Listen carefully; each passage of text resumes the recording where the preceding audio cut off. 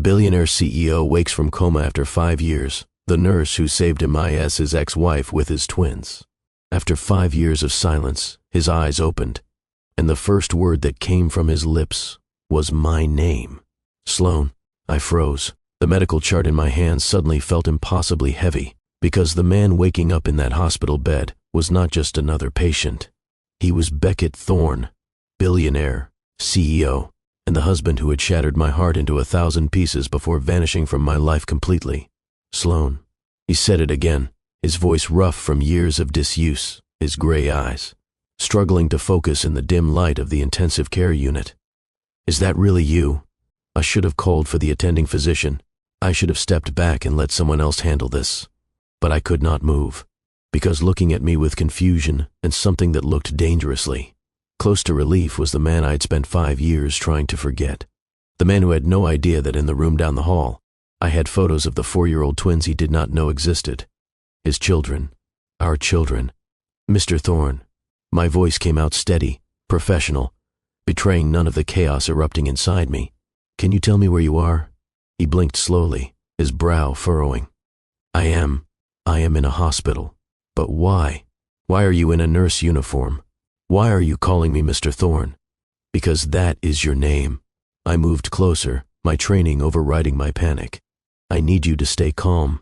You have been in an accident. An accident. He tried to sit up, winced, fell back against the pillows. What kind of accident? When? And why are you here? Are you working at this hospital now? Did you finish your research? Each question was a knife to my chest, because they were the questions of a man who did not know, who did not remember. Beckett. I used his first name without thinking. What is the last thing you remember? He closed his eyes, and I watched him struggle to pull memories from whatever fog his brain was trapped in. I remember us having dinner, that new Italian place you loved. You were laughing about something. God, you were so beautiful when you laughed. He opened his eyes again, looking at me with such unguarded affection that I had to look away. And then I remember driving. It was raining. I was thinking about you, about us. And then, nothing.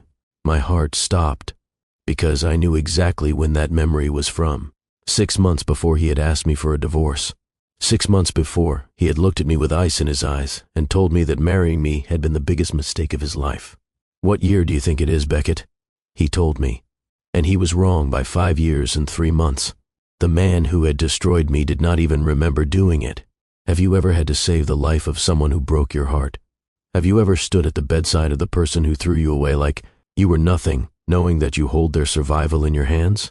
This is the story of a man who lost 5 years of his life to a coma, and a woman who spent those same 5 years building a new life from the ashes of their marriage. But what Beckett Thorne did not know, as he looked at me with love in his eyes, love that should have died years ago, was that the nurse standing before him was not just his ex-wife. She was the mother of the twins he never knew existed. And the truth, when it finally came out, would change everything. If you believe in second chances and impossible reunions, stay with me, because this story is about to take you on a journey through heartbreak, secrets, and the kind of love that refuses to die even when it should. But to understand how we got here, to this moment in a hospital room where past and present collided, I need to take you back to the day my world ended. 5 years and 3 months earlier, the penthouse in downtown Seattle had floor-to-ceiling windows that overlooked Puget Sound. On clear days, you could see the Olympic Mountains in the distance, their peaks dusted with snow even in summer. I used to stand at those windows and think I was the luckiest woman alive. I had married a man I loved desperately, a man who had courted me with poetry and late-night conversations about changing the world, a man who looked at me like I was the answer to every question he had ever asked. But on that particular Tuesday in October, standing at those same windows, all I felt was cold. Sloan. Beckett's voice came from behind me. We need to talk. I did not turn around. I had learned over the past 3 months that turning around, looking at him, only made the pain worse. Because the man standing behind me was not the man I had married. That man had been replaced by someone cold, distant, someone who looked at me like I was a problem to be solved rather than a person to be loved. What is it, Beckett? I have spoken with my lawyers. The divorce papers will be ready by Friday. Even though I had known this was coming, even though we had been living like strangers, In our own home for weeks, the words still hit me like a physical blow. I gripped the window frame to steady myself. Just like that. My voice sounded hollow even to my own ears. 3 years of marriage, and just like that, it is over. It has been over for a while, Sloan. We both know that. I finally turned to face him. Beckett stood in the doorway of his home office, wearing one of his perfectly tailored suits, his dark hair styled with precision. Every inch the billionaire CEO. At 32, he had built Thorne Innovations into one of the most successful tech companies in the country. He was brilliant, driven, ruthless when he needed to be. I had fallen in love with his intensity, his passion for innovation, his secret softness that he showed only to me. Except that softness was gone now. Had been gone for months. Do I know that? I asked, hating how my voice shook. Because 3 months ago, you told me you loved me. 3 months ago, we were talking about the future, about maybe starting a family, about the research project we were going to collaborate on. And then you just changed, like someone flipped a switch. People grow apart, Sloan. It happens. Not like this. Not this fast. Not without a reason. Beckett adjusted his cufflinks. A gesture I had learned meant he was about to say something that would hurt. The reason is that I made a mistake. I married too young, too fast. I let emotion override logic, and now I am correcting that error. Correcting that error.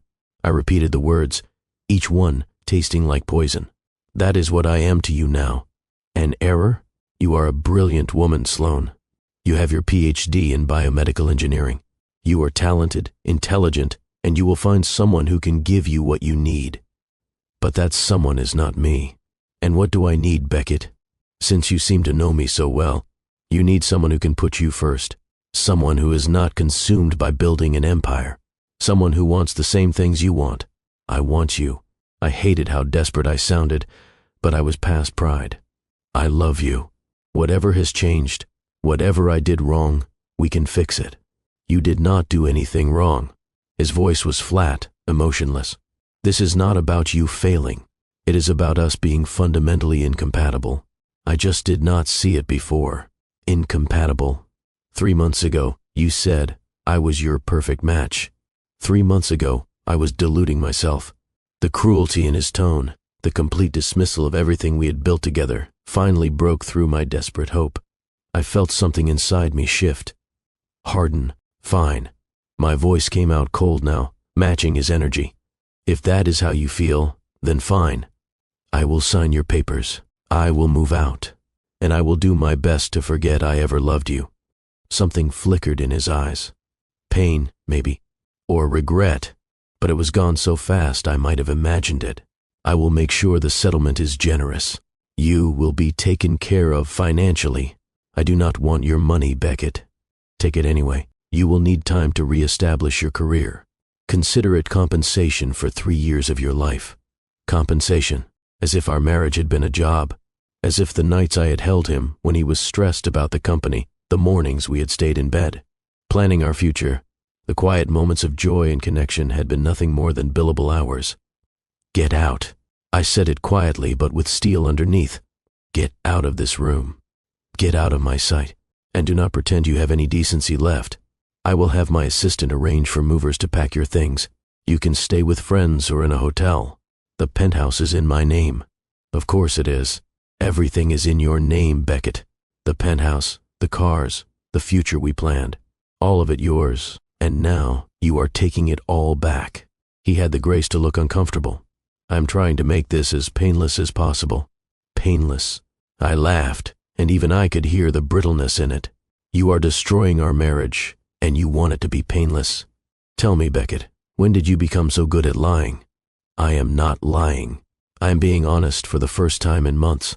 Then tell me the truth. Tell me why. 3 months ago, everything was fine. Better than fine. We were happy. And then you just shut down. You stopped touching me. Stopped talking to me about anything that mattered. Started working 18-hour days and looking at me like I was a stranger. What happened? What changed? For a moment, just a moment, I thought he might tell me. His jaw tightened, his hands clenched at his sides, and something that looked like anguish crossed his face. But then it was gone, replaced by that cold mask. Nothing changed. I just finally admitted to myself what I had been denying, that this marriage was a mistake, that you were a mistake. The words landed exactly as he intended them to, precisely calculated to cause maximum damage. I see. I turned back to the window, unable to look at him anymore. Then there is nothing left to say. The settlement papers will be ready Friday. My lawyer will contact you with the details. I did not respond. I just stared out at the city lights, at the life I had thought was mine, and waited for him to leave. I heard his footsteps cross the marble floor, heard the door to his office close. And then, 10 minutes later, I heard the front door of the penthouse open and close as well. He had left, just like that. After 3 years of marriage, he had walked out without even saying goodbye. I stood at that window for hours, watching the sun set over the Sound, watching the city lights flicker on, watching my life as I knew it dissolve into nothing. 2 weeks later, I signed the divorce papers in a sterile conference room downtown. Beckett did not even bother to attend. He sent his lawyer, a sharp-eyed woman in an expensive suit, who pushed the papers across the table with professional efficiency. Sign here, and here, initial here. This paragraph confirms you are waiving claim to any future earnings from Thorne Innovations. This one establishes that you are taking a one-time settlement of $2 million and no ongoing support. I barely heard her. I just signed where she indicated, my hand moving automatically, my heart somewhere far away. It is done. The lawyer collected the papers, sliding them into a briefcase. The marriage is officially dissolved. The settlement will be transferred to your account within 48 hours. Is he? I stopped myself. It did not matter. He was not my husband anymore. Where he was or what he was doing was no longer my concern. But the lawyer must have seen something in my face because she answered the unspoken question anyway. Mr. Thorne is in New York on business. He asked me to convey his wishes for your future success. How generous of him. The lawyer paused at the door. For what it is worth, Miss Hartley, you are better off. Beckett Thorne is a brilliant businessman, but he is not built for personal relationships. He consumes everything around him in service of his ambitions. You got out before he consumed you too. After she left, I sat in that conference room for a long time, staring at my empty ring finger, feeling the ghost of the weight that had been there for 3 years. I had loved him. God, I had loved him so much. Enough to overlook the warning signs. Enough to believe that love could be enough. But it had not been enough. And now I was 28 years old, divorced, unemployed because I had put my research career on hold to support his company, and completely untethered. I should have been devastated. And part of me was, but another part, a smaller part that would grow stronger over the coming months, was angry, furious even, because Beckett Thorne had made me feel like I was not enough, like I was the problem, like loving him had been my greatest failure, and I refused to accept that narrative. I moved out of the penthouse into a small apartment in Capitol Hill. I refused most of the settlement money, taking only enough to cover expenses while I figured out my next move. I cut my hair, bought new clothes, deleted every photo of us from my phone. If Beckett wanted me erased from his life, I would erase him from mine just as thoroughly. Except the universe had other plans. 3 weeks after the divorce was finalized, I woke up feeling nauseated. I attributed it to stress, the upheaval of my life, the grief I was trying to ignore. But when the nausea continued for a week, I bought a pregnancy test and stared at the positive result with a mixture of shock, joy, and absolute terror. I was pregnant with Beckett Thorne's child, the man who had thrown me away, who had called our marriage a mistake, who had walked out of my life.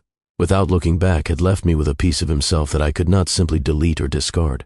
I sat on the bathroom floor of my tiny apartment and cried, for everything I had lost, for everything I was about to face alone, for the impossible situation I now found myself in. Should I tell him? Did he have a right to know? I called his office. The receptionist told me he was unavailable. I called his personal cell. The number had been disconnected.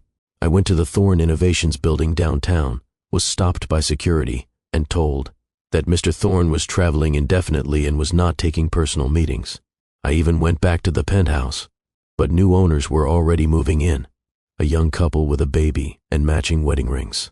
They looked at me with concern when they saw me standing on the doorstep, clearly fighting tears. "Are you all right?" the woman asked. "I used to live here." The words came out before I could stop them. "I used to think I would raise my children here. The woman's face filled with sympathy. She reached out, touched my arm gently. "I am sorry. Whatever happened, I hope you find happiness somewhere better." I left before I could completely break down, but her words stayed with me. Somewhere better. Maybe there was a somewhere better. Maybe this baby, or babies as I would discover at my first ultrasound, could be my somewhere better. I tried one more time to reach Beckett. I called his assistant, a woman named Andrea, who had always been kind to me. "Andrea, it is Sloan. I really need to speak with Beckett. It is important." There was a long pause. Then, in a voice that was not unkind but was very firm, Andrea said, "Miss Hartley, Mr. Thorne has made it very clear that he does not wish to have any contact with you. I am sorry, but I cannot help you. Can you at least give him a message? Tell him I called. Tell him it is urgent. I can pass along the message, but I cannot guarantee he will respond." He never did. After that, I made my decision. If Beckett Thorne wanted nothing to do with me, if he had made himself so completely unreachable, then I would not force fatherhood on him. I would not chase after a man who had made his feelings abundantly clear. I would do this alone. My mother, bless her, moved from Portland to Seattle when I told her I was pregnant.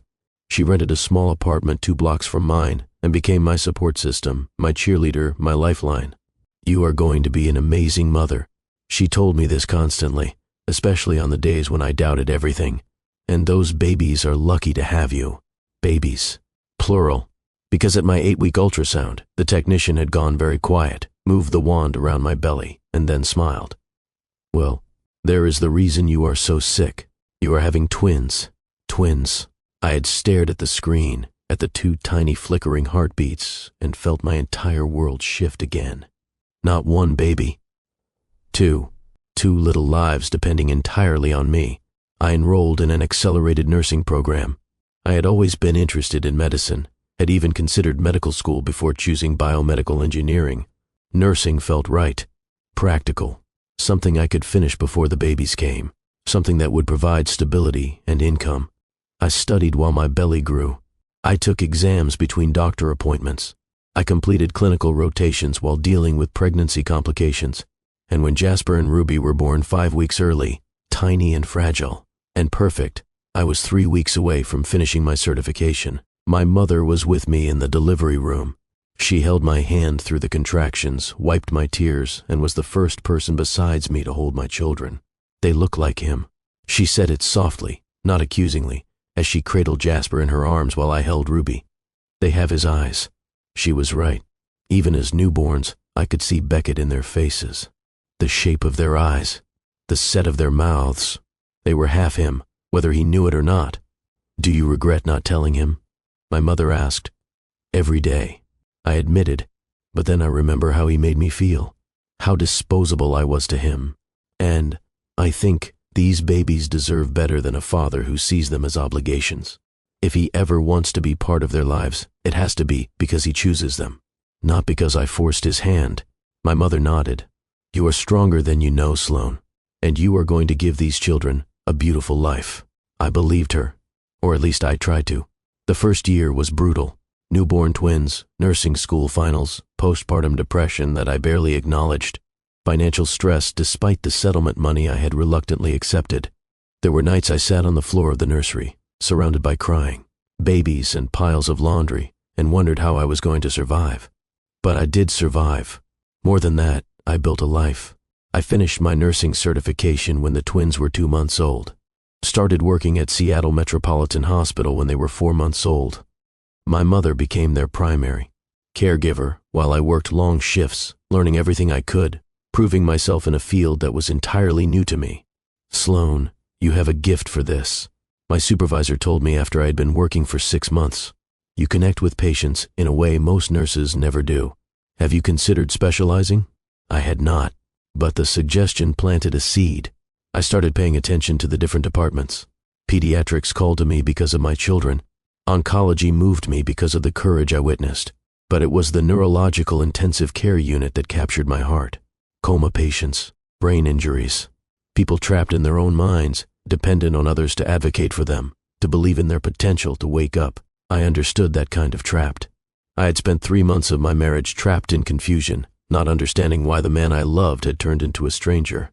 And I had spent the year after trapped in grief, unable to move forward or back. These patients needed someone who understood what it felt like to be powerless, who would fight for them anyway. I specialized in neurological critical care, took additional training, worked double shifts to gain experience, and within 3 years, I was promoted to head of the unit. My life became the twins and the hospital. Jasper and Ruby grew into bright, funny, curious children who asked a million questions and filled our small apartment with laughter. They knew they had a father somewhere. I showed them one photo, a picture from my wedding day where Beckett and I were laughing at something, genuinely happy. "This is your daddy," I told them when they were old enough to ask. He and I loved each other very much, but sometimes grown-ups cannot be together, even when they love each other. It does not mean he does not love you. It just means our family looks different than some other families. "Where is he?" Ruby asked. She was 4 years old, sitting on my lap, studying the photo with intense concentration. "He is far away. Will we ever meet him?" "I do not know, sweetheart. Maybe someday." Jasper, more practical even at 4, asked, "Does he know about us?" I hesitated, then decided on the truth. "No, he does not." "Why not?" "Because I chose my words carefully. Because when you were born, I could not reach him to tell him. And as time went on, it got harder to know how to explain. But it does not mean you are not wanted. I wanted you. Grandma wanted you. And you have so many people who love you." "Okay." Jasper accepted this with a shrug and went back to his puzzle. But Ruby kept staring at the photo. "He looks nice," she said finally. "I bet he would love us if he knew us." "I bet he would too, baby." I lived in a strange limbo. Half of me had moved on, had built a life that was full and meaningful.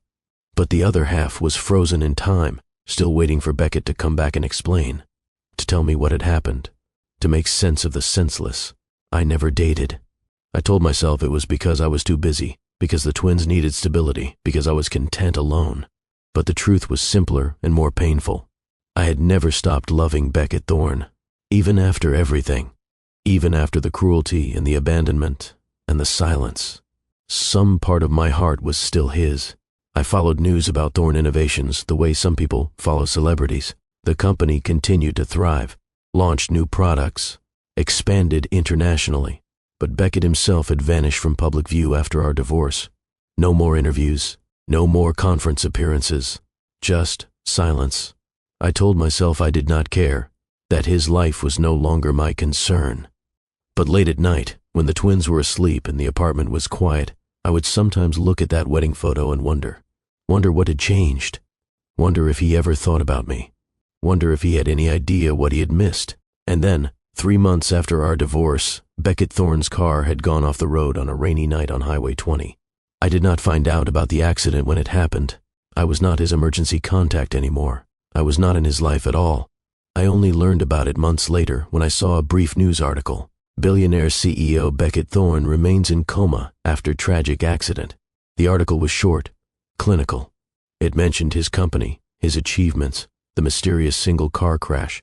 It said he was being cared for at an undisclosed medical facility. I stared at that article for hours.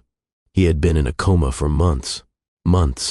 While I'd been pregnant, giving birth, raising our children, he had been unconscious in a hospital somewhere, unreachable in a completely different way than I had imagined. Part of me wanted to find him, to go to whatever hospital held him and sit by his bedside, to tell him about Jasper and Ruby, to beg him to wake up. But the rational part of me, the part that had been building walls around my heart for self-preservation, said no. He had left me. Whatever had happened after, whatever consequences he was facing, were not my responsibility. So I did nothing.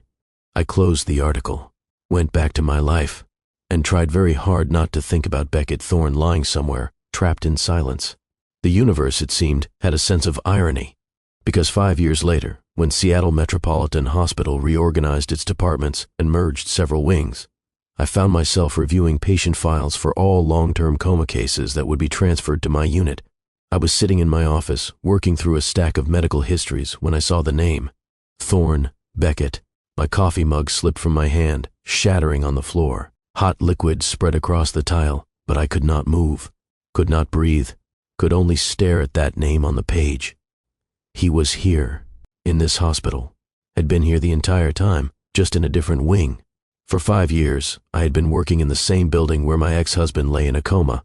We had been separated by a few floors, and a twist of fate that suddenly felt a lot less random.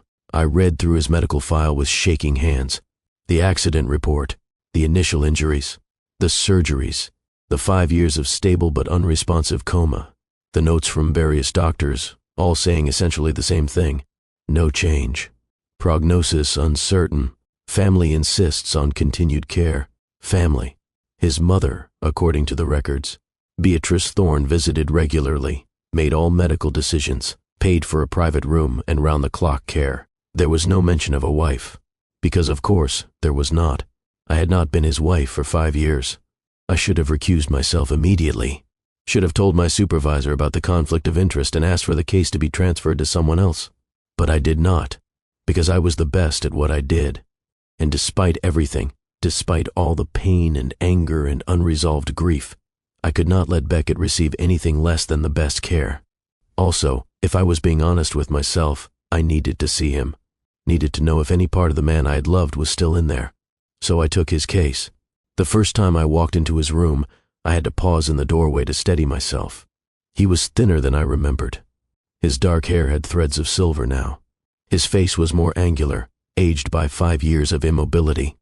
But he was still fundamentally Beckett, still the man I had fallen in love with at a charity gala 7 years ago. He lay perfectly still, connected to monitors and 4 lines, breathing with mechanical steadiness. His eyes were closed. His hands rested at his sides. He looked peaceful, almost like he was sleeping.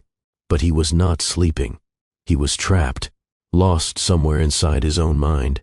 I moved closer, my nurse training taking over, checking his vitals, reviewing his chart, assessing his condition with professional detachment.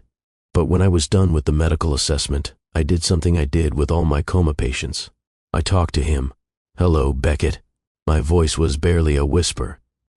"It has been a long time." He did not respond. Of course he did not. "I am your nurse now." Ironic, right? You probably never imagined that the wife you threw away would end up being responsible for keeping you alive. Life has a strange sense of humor. Still nothing. Just the steady beep of monitors. I reviewed his medical history. "You have been here 5 years. 5 years of silence. Do you know how many times I wondered what happened to you? How many times I almost tried to find you, just to get closure?" I sat down in the chair beside his bed, suddenly exhausted. "I have so much to tell you, so much you missed. But I do not even know if you can hear me, if any part of you is still in there." I stayed for 10 more minutes, talking about nothing important. The weather, hospital politics, generic safe topics. I did not mention the twins. Not yet. Not when I did not know if he could hear me. Over the next 2 weeks, I made Beckett's care my personal priority. I implemented new protocols based on the latest research in coma recovery. I monitored his brain activity obsessively. I talked to him during every assessment, keeping my topics neutral but my presence constant. And then I started noticing things. Small things.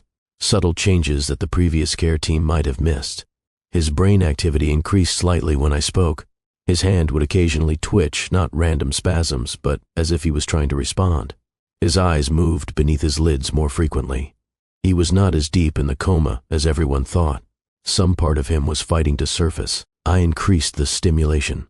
Played music, read to him, adjusted his medication to optimize brain function, and 3 weeks after I took over his care, on a Tuesday morning that started like any other, everything changed. I was doing a routine neurological assessment, talking to him as I worked. "Your vitals look good today. Brain activity is elevated. I think you might be able to hear me, Beckett. I think you were in there, trying to wake up." That was when his hand moved, not a random twitch. His fingers curled, as if trying to grip something. My heart rate spiked. "Beckett, can you hear me?" His hand moved again. I hit the call button. "I need the medical team in room 4012 immediately." Over the next hour, I watched as Beckett Thorne slowly, impossibly, began to wake up. His eyes moved more rapidly. His fingers flexed and released. His breathing pattern changed. And then, just as the medical team was rushing in, his eyes opened. He stared at the ceiling, confused, disoriented. His eyes moved around the room, taking in the hospital equipment, the lights, the people surrounding him. And then his gaze landed on me. Our eyes met, and I watched as confusion shifted to recognition. As his dry lips moved, forming a word. Sloan. That was how we ended up here, in this impossible moment, with him awake and looking at me like I was the answer to a prayer, and me standing frozen, holding the secret of our children like a bomb waiting to explode. Mr. Thorne. Dr. Chen, the attending physician, moved forward, blocking his view of me. I am Dr. Chen. You are in Seattle Metropolitan Hospital. You have been in a coma. Do you understand? Beckett's eyes kept trying to find me around the doctor. A coma? His voice was rough, barely audible. For how long? 5 years. I watched his face as he processed that information. The shock, the disbelief, the dawning horror. That is impossible. I am afraid it is not. You were in a single car accident in October, 5 years ago. You have been unconscious ever since. Beckett tried to sit up, but his muscles, atrophied from years of disuse, would not cooperate. He fell back with a grunt of frustration. October, 5 years ago. That would be. He stopped, calculating. No, that cannot be right.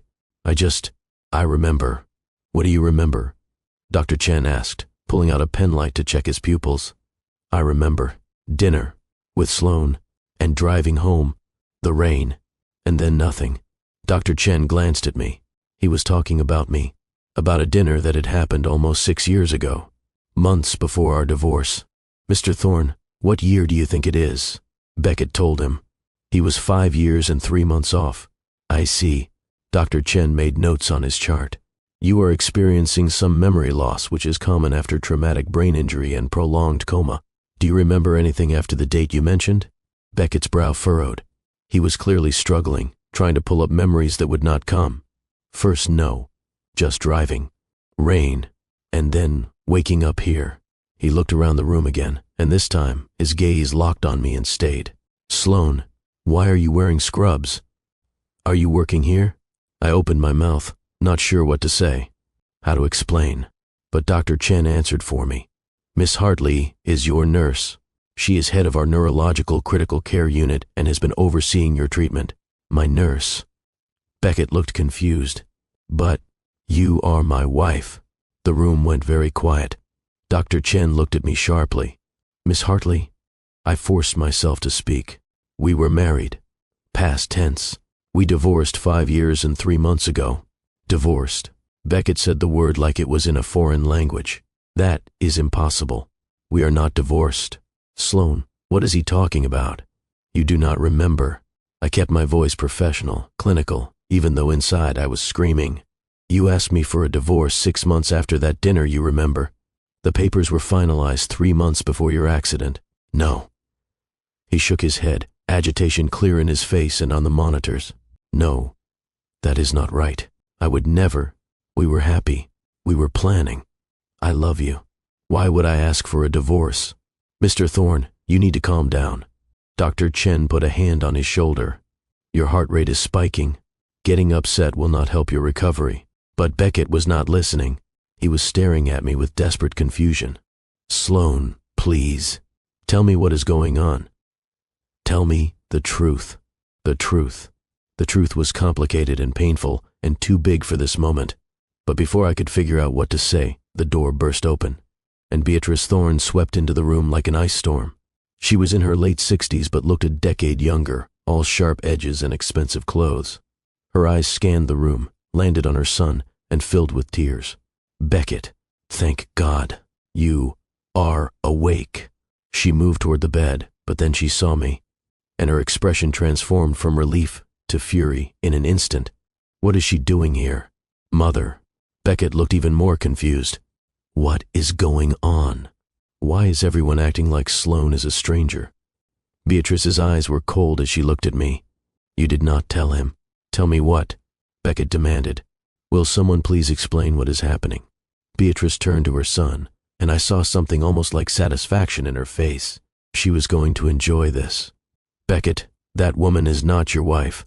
You divorced her 5 years ago. She is simply a nurse doing her job, nothing more. I watched Beckett's face as his mother's words sank in. The denial, the confusion, the desperate hope that this was all some kind of mistake. Sloan, his voice broke on my name. Tell me she is wrong. Please. I could not, because she was not wrong, not about the divorce anyway. It is true. The words felt like they were being dragged out of me. We are divorced. Have been for over 5 years. Why? The anguish in that single word almost broke me. Why would I leave you? You said, I had to pause, had to force myself to continue. You said that marrying me was a mistake, that I was holding you back, that you had made an error in judgment and you were correcting it. I said that? He looked horrified. I said those words to you, word for word. Sloan, I do not remember any of that. I swear to you, I do not remember. The monitors were screaming now, his blood pressure dangerously high, his heart rate erratic. Everyone out. Dr. Chen's voice was firm. Now, Mr. Thorne needs to rest. But Beatrice was not done. Before I could leave, she grabbed my arm, her fingers like claws. You stay away from my son. Whatever game you are playing, it ends now. I am his nurse, Mrs. Thorne. I am doing my job. You are manipulating him in a vulnerable state. He does not remember the divorce. And you are going to use that, are you not? I pulled my arm free. The only thing I am doing is ensuring your son receives the best possible medical care. If you have a problem with that, take it up with hospital administration. Oh, I will. Beatrice's voice was venomous. And when I am done, you will be removed from this case and possibly from this hospital entirely. She swept out of the room, leaving me shaking with adrenaline and old wounds torn fresh open. Dr. Chen looked at me with concern. Miss Hartley, perhaps you should recuse yourself from this case. The personal history. I am the best chance he has at a full recovery. I kept my voice steady. I have been treating him for 3 weeks. I am the one who recognized he was close to consciousness. I am the one who implemented the protocols that brought him back. Are you really going to remove me now because his mother is uncomfortable? Dr. Chen hesitated, then sighed. I will support you for now. But Sloan, this is complicated. If he does not remember the divorce, if he thinks you are still married, this could get very messy. I know. And there is clearly unresolved history here. I know. Can you maintain professional boundaries? I looked through the window into Beckett's room, where he lay staring at the ceiling, his face a mask of confusion and pain. I have to, because what I did not tell Dr. Chen, what I could not tell anyone yet, was that this situation was about to get much, much more complicated. Beckett did not remember our divorce, but he also did not know about the twins, and somehow I was going to have to tell him that the woman he thought was still his wife had spent 5 years raising the children he had no idea existed. If you are wondering what I would do next, so was I, because there was no handbook for this situation, no protocol for telling a man who just woke up from a 5-year coma that his entire life has changed in ways he cannot even imagine. But I was going to have to figure it out, because Jasper and Ruby deserved a father, and Beckett deserved the truth, even if that truth was going to shatter whatever fragile peace we might have found in this impossible reunion. This is the story of second chances and terrible timing, of love that should have died but somehow survived, of a family broken apart and maybe, just maybe, finding a way back together. But first, I had to get through the next 24 hours without falling apart. Spoiler alert, I did not succeed. The rest of that day passed in a blur of medical assessments, paperwork, and careful avoidance. I managed to stay out of Beckett's room for most of it. Dr. Chen and the neurology team ran a battery of tests. Memory assessments, cognitive function evaluations, physical therapy consultations to address the muscle atrophy from 5 years of immobility. I reviewed all the results from my office, maintaining my supervisory role without direct patient contact.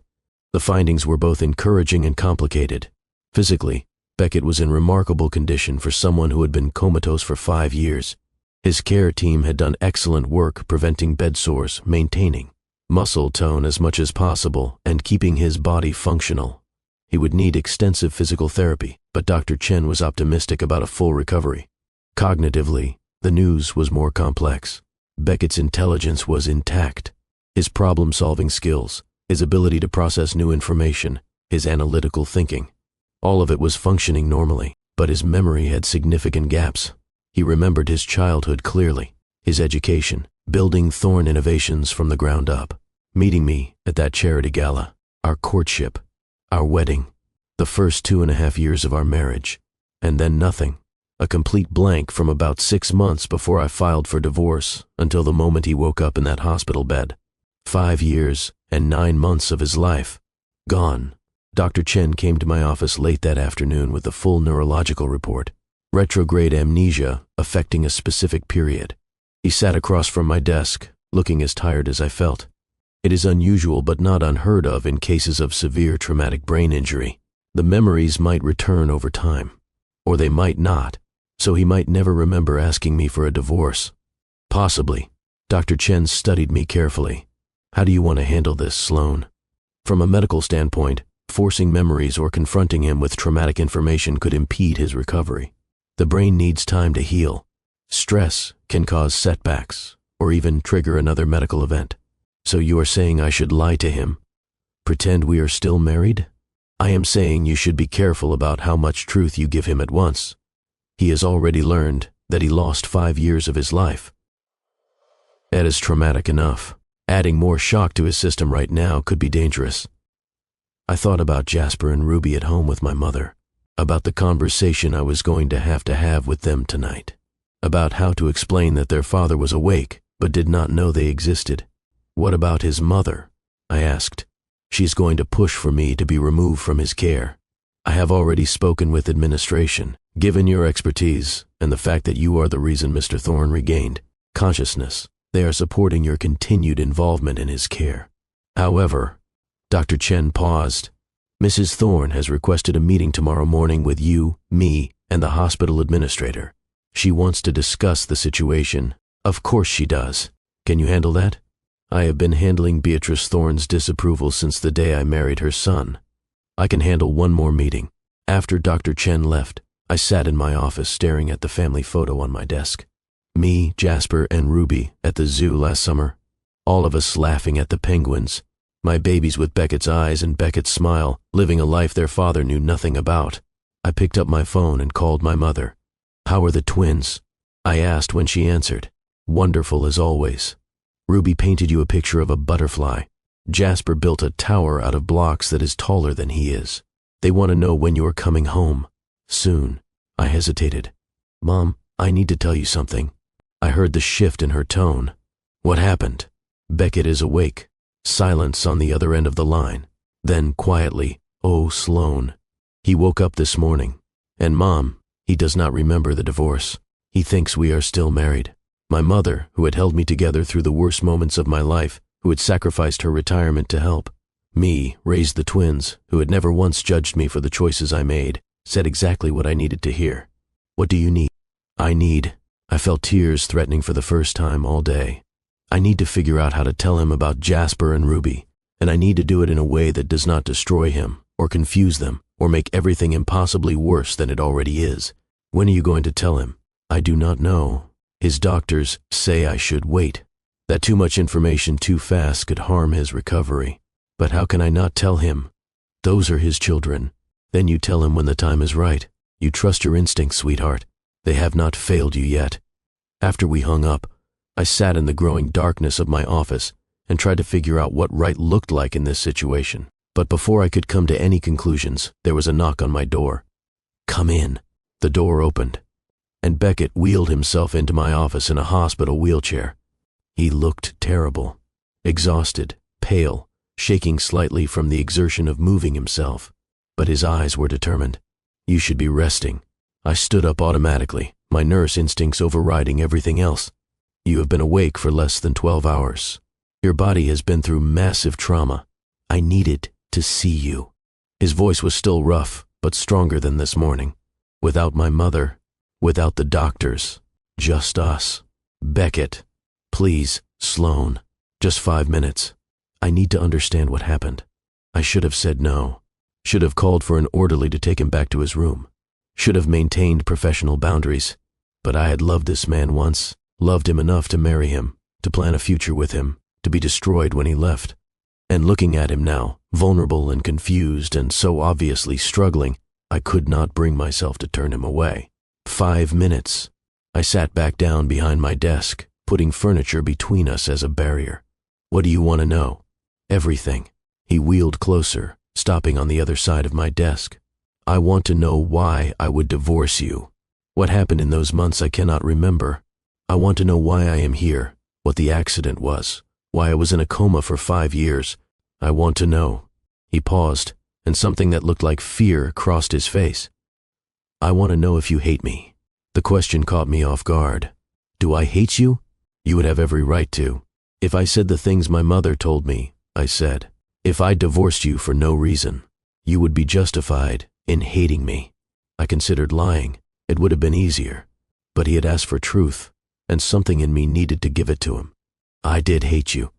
For a while, after the divorce, after you made yourself completely unreachable, after I tried to contact you and was told you wanted nothing to do with me. Yes, I hated you. And now, I met his eyes across the desk. Now I mostly just feel sad about everything we lost. We do not have to lose it. He leaned forward, intensity radiating from him. I know I do not remember what happened. I know there is this gap in my life that I might never get back. But Sloan, I remember loving you. I remember how happy we were. Can we not get that back? You are talking about going back to a marriage that ended 5 years ago. A marriage I do not remember ending. From my perspective, we were happy one day, and then I woke up divorced. That does not make sense. Something must have happened. Something that changed me, made me say those things. Something did happen. You changed. Over the course of 3 months, you became someone I did not recognize. Cold, distant, cruel even. That is not me. Beckett's voice was firm. That is not who I am. You know that. I knew who you were. Past tense. I do not know who you are now. I am the same man who fell in love with you at that charity gala. The same man who proposed to you on the beach at sunset. The same man who promised to love you for the rest of his life. Are you? Because that man broke those promises. That man threw me away like I meant nothing. And I do not remember doing that. Does that not tell you something? That whatever happened, it was not real? Not really. I wanted to believe him.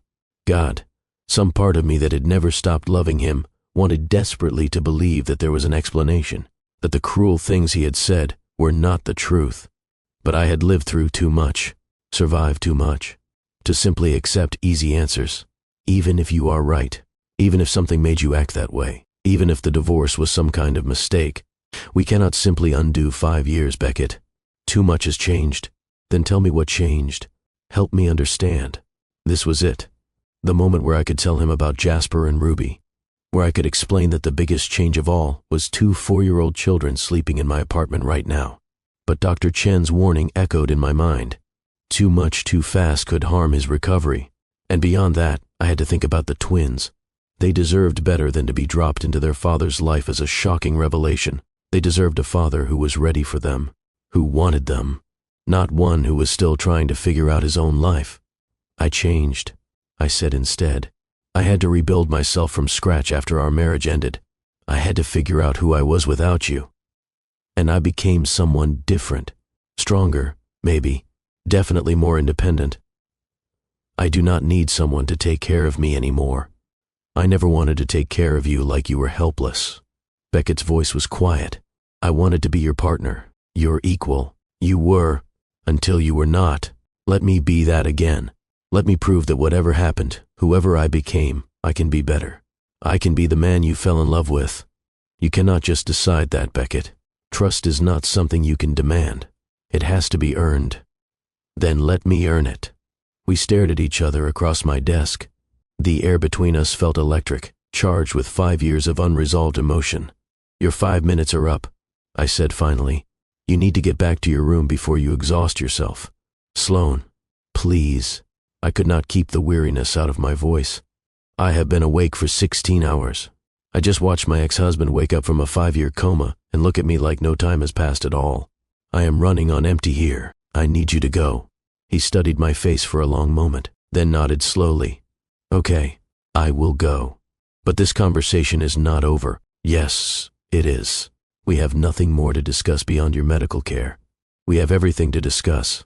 He started wheeling toward the door, then paused.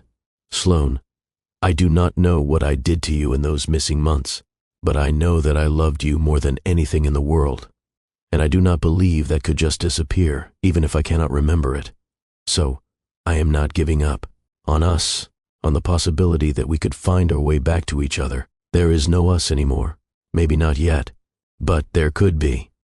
He left before I could argue further. I sat in my dark office, put my head in my hands, and finally let myself cry.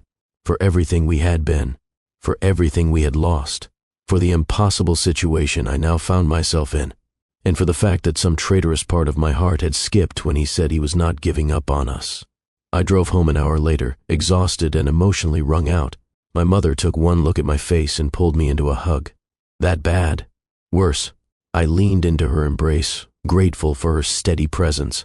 He came to my office, told me he wants to get back together, that he does not believe our love could just disappear. Oh, honey, I do not know what to do, Mom. Half of me wants to tell him everything.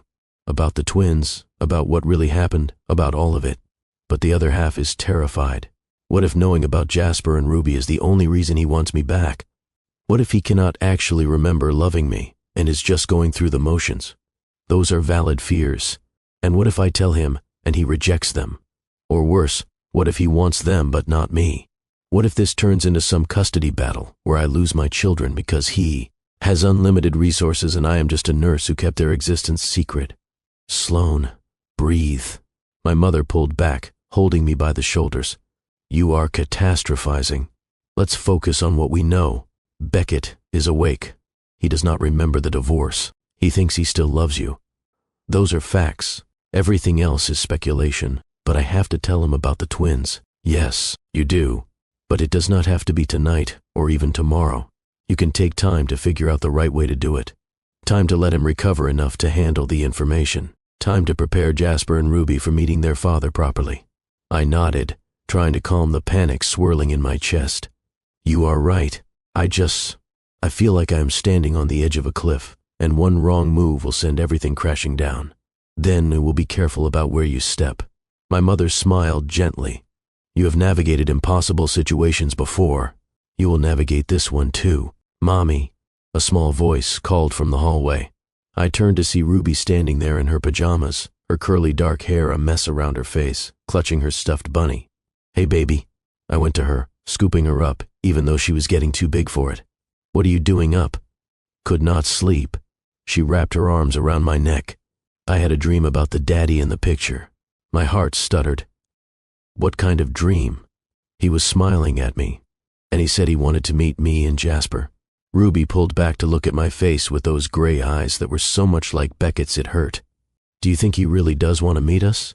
I chose my words carefully. I think he would love you both very much if he knew you. Then we should tell him about us. Ruby said it with the simple logic of a 4-year-old. Then he can know us and love us, and we can have a daddy like the other kids. It is more complicated than that, sweetheart. Why? Because grown-up things usually are. I carried her toward her bedroom. Come on, let's get you back to bed. Jasper was awake too, sitting up in his bed with a book, even though the lights were off. You should be sleeping, I told him as I tucked Ruby back into her bed. I was reading by nightlight. Jasper held up his book about space. Did you know that there are probably billions of Earth-like planets in our galaxy? The odds of us being alone are basically 0. That is fascinating, sweetheart. But it is bedtime, not science time. Mom, Jasper set down his book and looked at me with an expression too serious for a 4-year-old. Mom, Jasper set down his book and looked at me with an expression too serious for a 4-year-old. Ruby says she dreamed about our dad. Is he okay?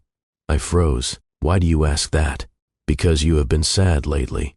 And you told us he was far away.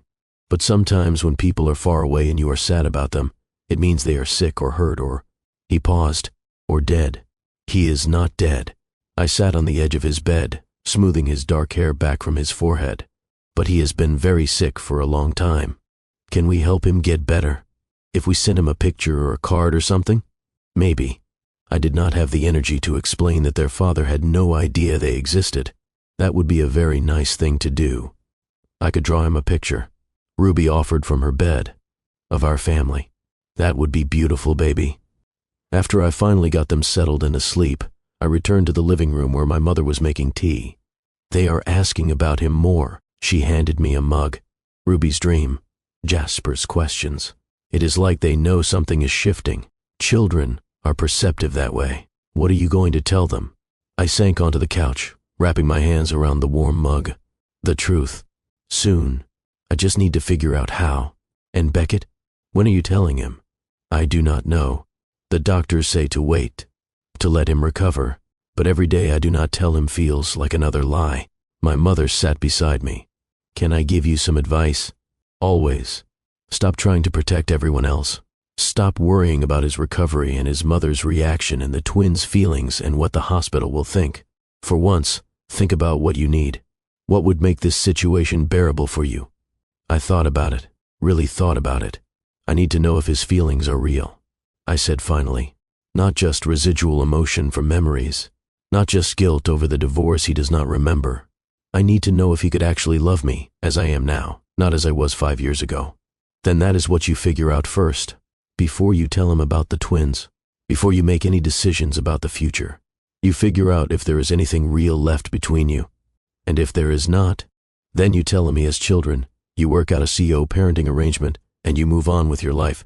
It sounded so simple when she said it like that. But nothing about this situation was simple.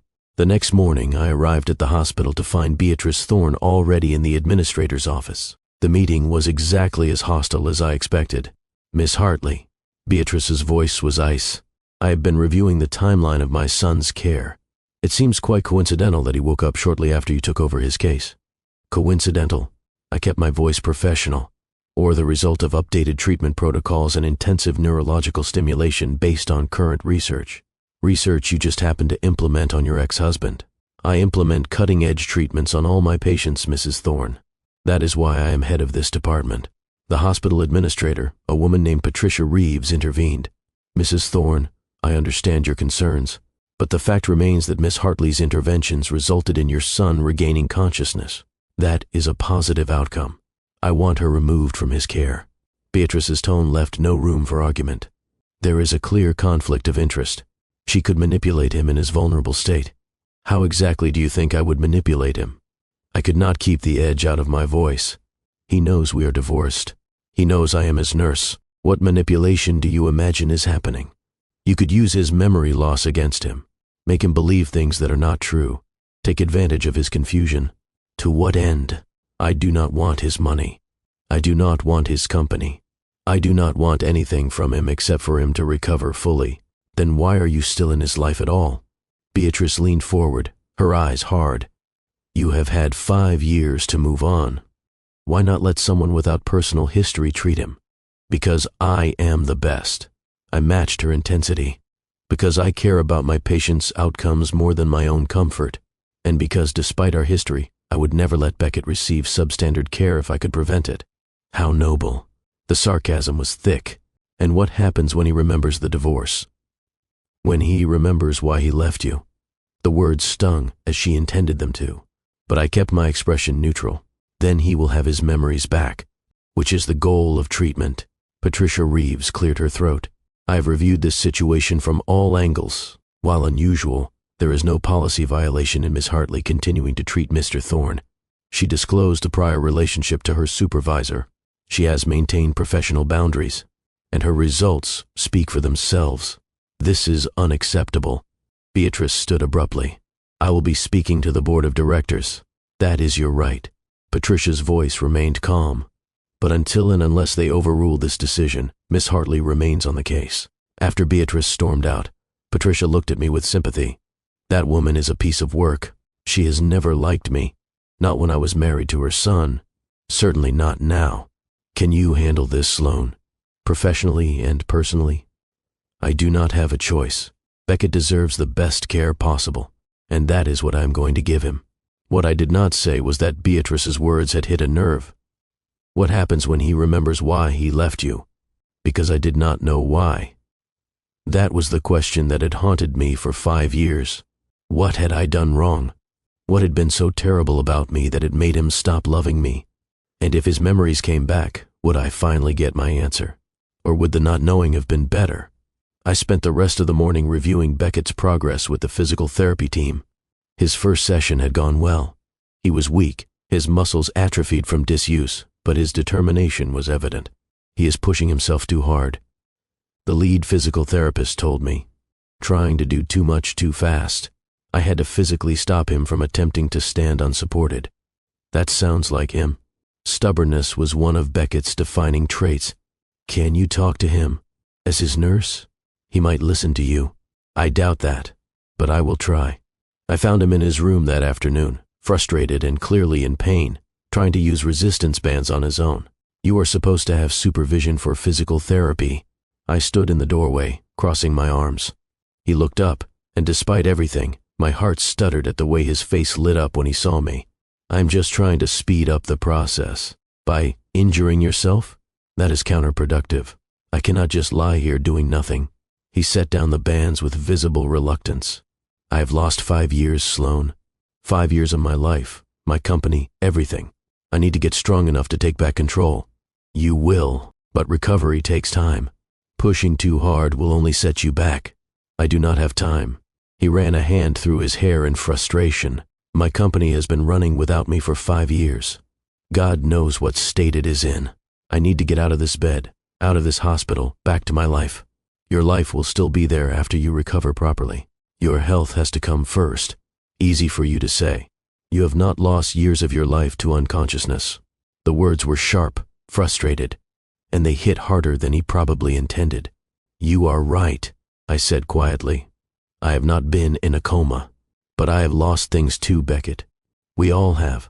He looked up at that, and I saw the frustration drain out of him, replaced by regret. I am sorry. That was unfair. I am just scared, I think. Of what? Of what I am going to find when I am finally well enough to leave this room. Of how much has changed. Of who I am now, with all these missing memories. He met my eyes. Of whether there is anything left to salvage of the life I thought I had. I moved into the room properly, sitting in the chair beside his bed.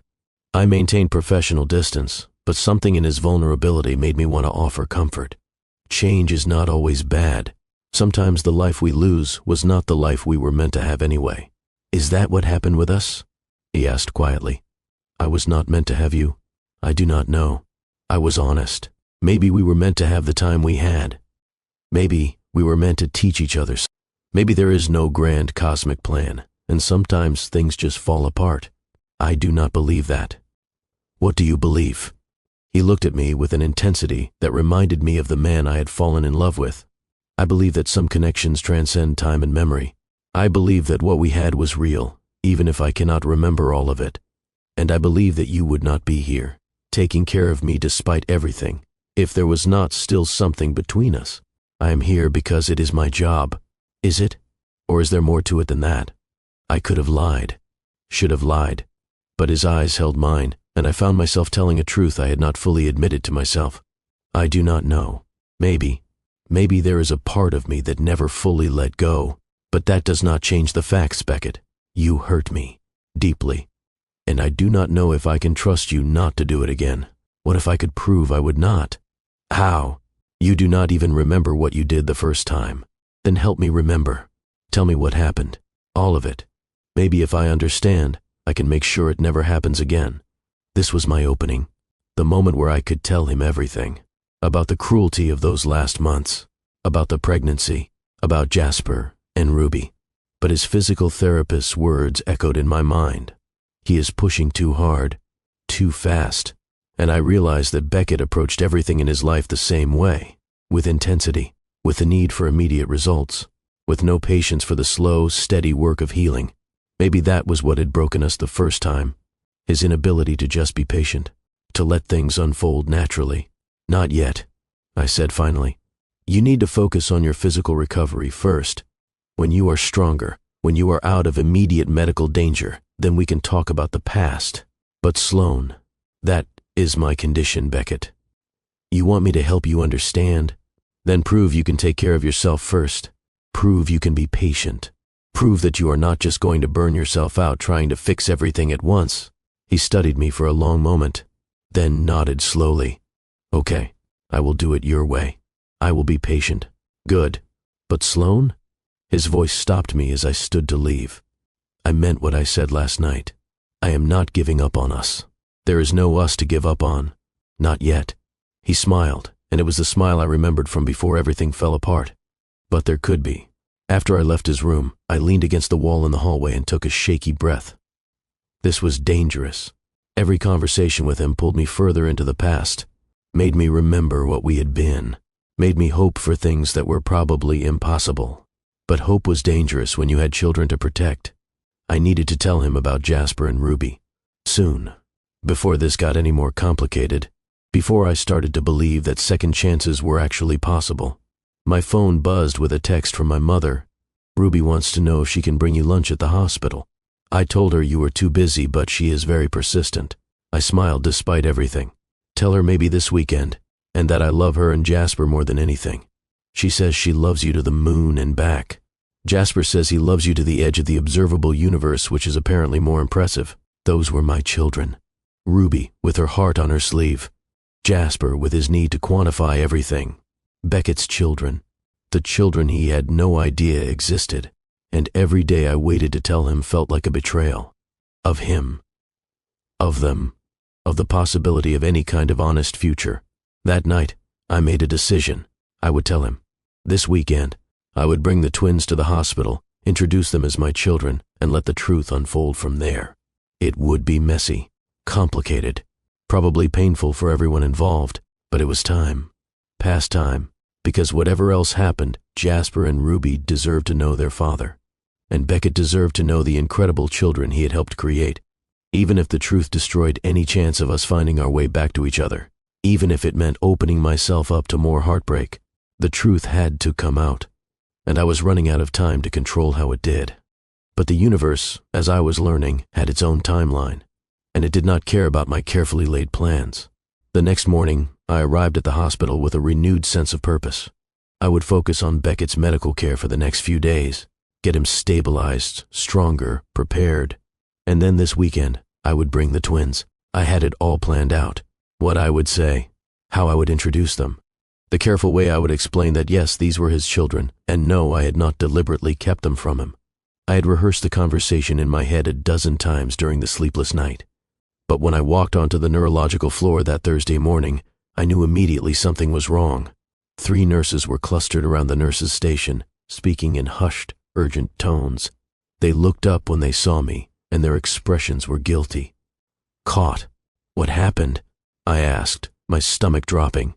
Dr. Washington, the senior nurse, a woman named Michelle who had worked with me for 2 years, stepped forward. We have a situation. What kind of situation? She hesitated, then handed me a tablet showing the hospital's visitor log. I scanned it quickly, then stopped, stared, read it again to make sure I was seeing correctly. Visitor for room 4012, Beatrice Thorne. Time of arrival, 7:45 a.m. Current status, still in room.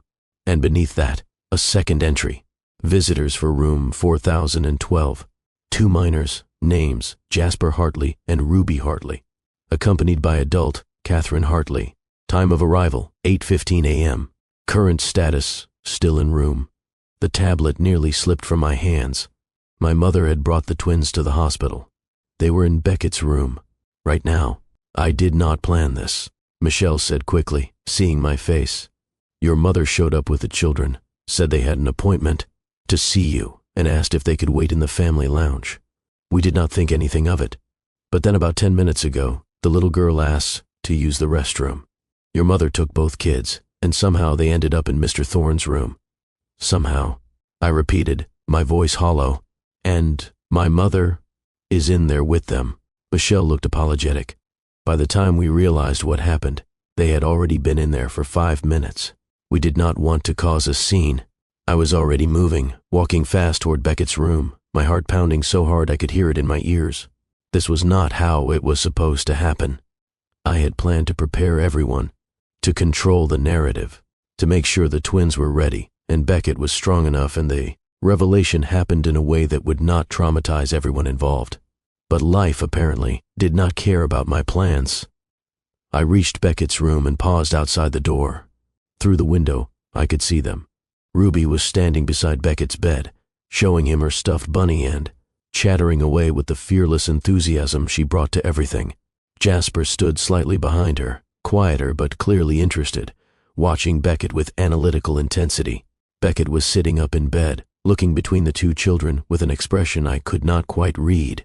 Confusion, wonder, something that looked almost like recognition, and my mother stood near the door, her arms crossed, her expression defiant. She knew exactly what she had done. She saw me through the window and had the grace to look slightly guilty, but only slightly. I opened the door. All eyes turned to me. "Mommy." Ruby's face lit up.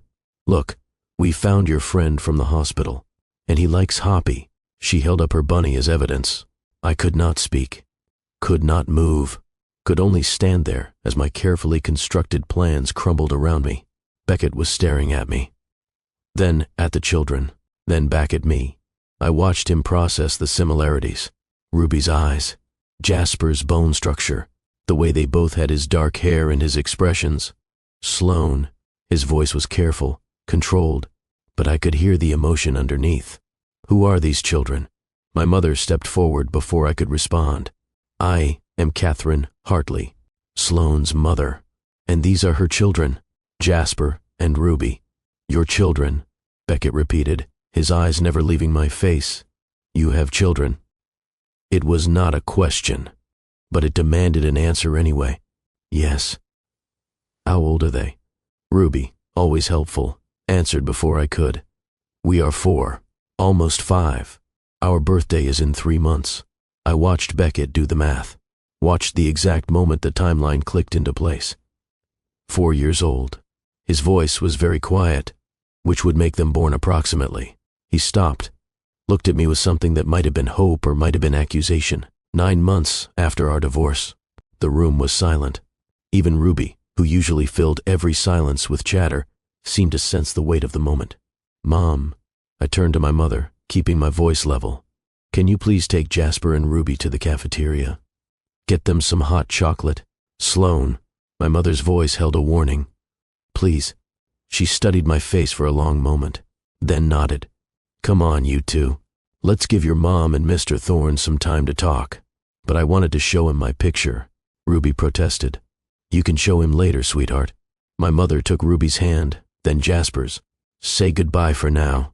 "Bye." Ruby waved cheerfully at Beckett. "You are really nice. I can see why Mommy has your picture." "What picture?" Beckett asked, but they were already being ushered out of the room. As soon as the door closed behind them, he turned to me. His face was pale, his hands shaking slightly. "Tell me I am wrong." His voice was rough. "Tell me those are not my children." I could not, because they were, obviously, undeniably his. I moved further into the room, closing the door behind me. "We should discuss this privately." "Discuss what?" "The fact that I apparently have 2 children I knew nothing about?" He tried to get out of bed, remembered he was still too weak, fell back with a grunt of frustration. 4 years old, Sloan.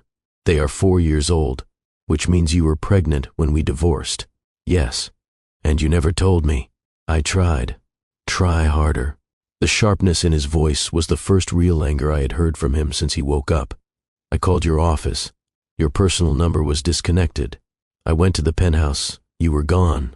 I contacted your assistant, who told me you wanted no contact with me. What exactly was I supposed to do? You could have tried harder. You could have gone to my mother, to my company, to anyone who could reach me." "Why?" I felt my own anger rising to match his. "So you could accuse me of trying to trap you. So you could demand a paternity test? So your lawyers could fight me for custody while making it clear I was just an inconvenience? Is that really what you think of me? That is what I knew of you. The you who divorced me. The you who called me a mistake. Why would I subject my children to that?" "Our children." Beckett's voice broke on the words. "They are our children, Sloan, and I have missed 4 years of their lives. You missed it because you left, because you made yourself unreachable, because you made it abundantly clear that you wanted nothing to do with me. I was in a coma. For 5 years, yes. But what about the 3 months before that? What about the time between our divorce and your accident? You could have reached out then, could have checked on me. could have shown even the slightest bit of concern for your ex-wife's well-being. Beckett was quiet for a long moment. Then quietly he said, "You are right. Whoever I was then, whatever I was going through, I should have made sure you were okay. And the fact that I did not means I missed knowing about the pregnancy, about the twins, about everything." His admission took some of the wind out of my anger. I sat down heavily in the chair beside his bed. "I did not want to tell you like this. I was planning to bring them this weekend, to prepare you, prepare them, do this properly. But your mother had other ideas. Apparently. Why? I do not know. I will be having words with her about boundaries." Beckett almost smiled at that. Then his expression turned serious again. "Tell me about them. Please, everything." So, I did. I told him about finding out I was pregnant, about the shock of discovering it was twins, about the difficult pregnancy and premature birth, about those first terrifying weeks when they were so tiny and fragile.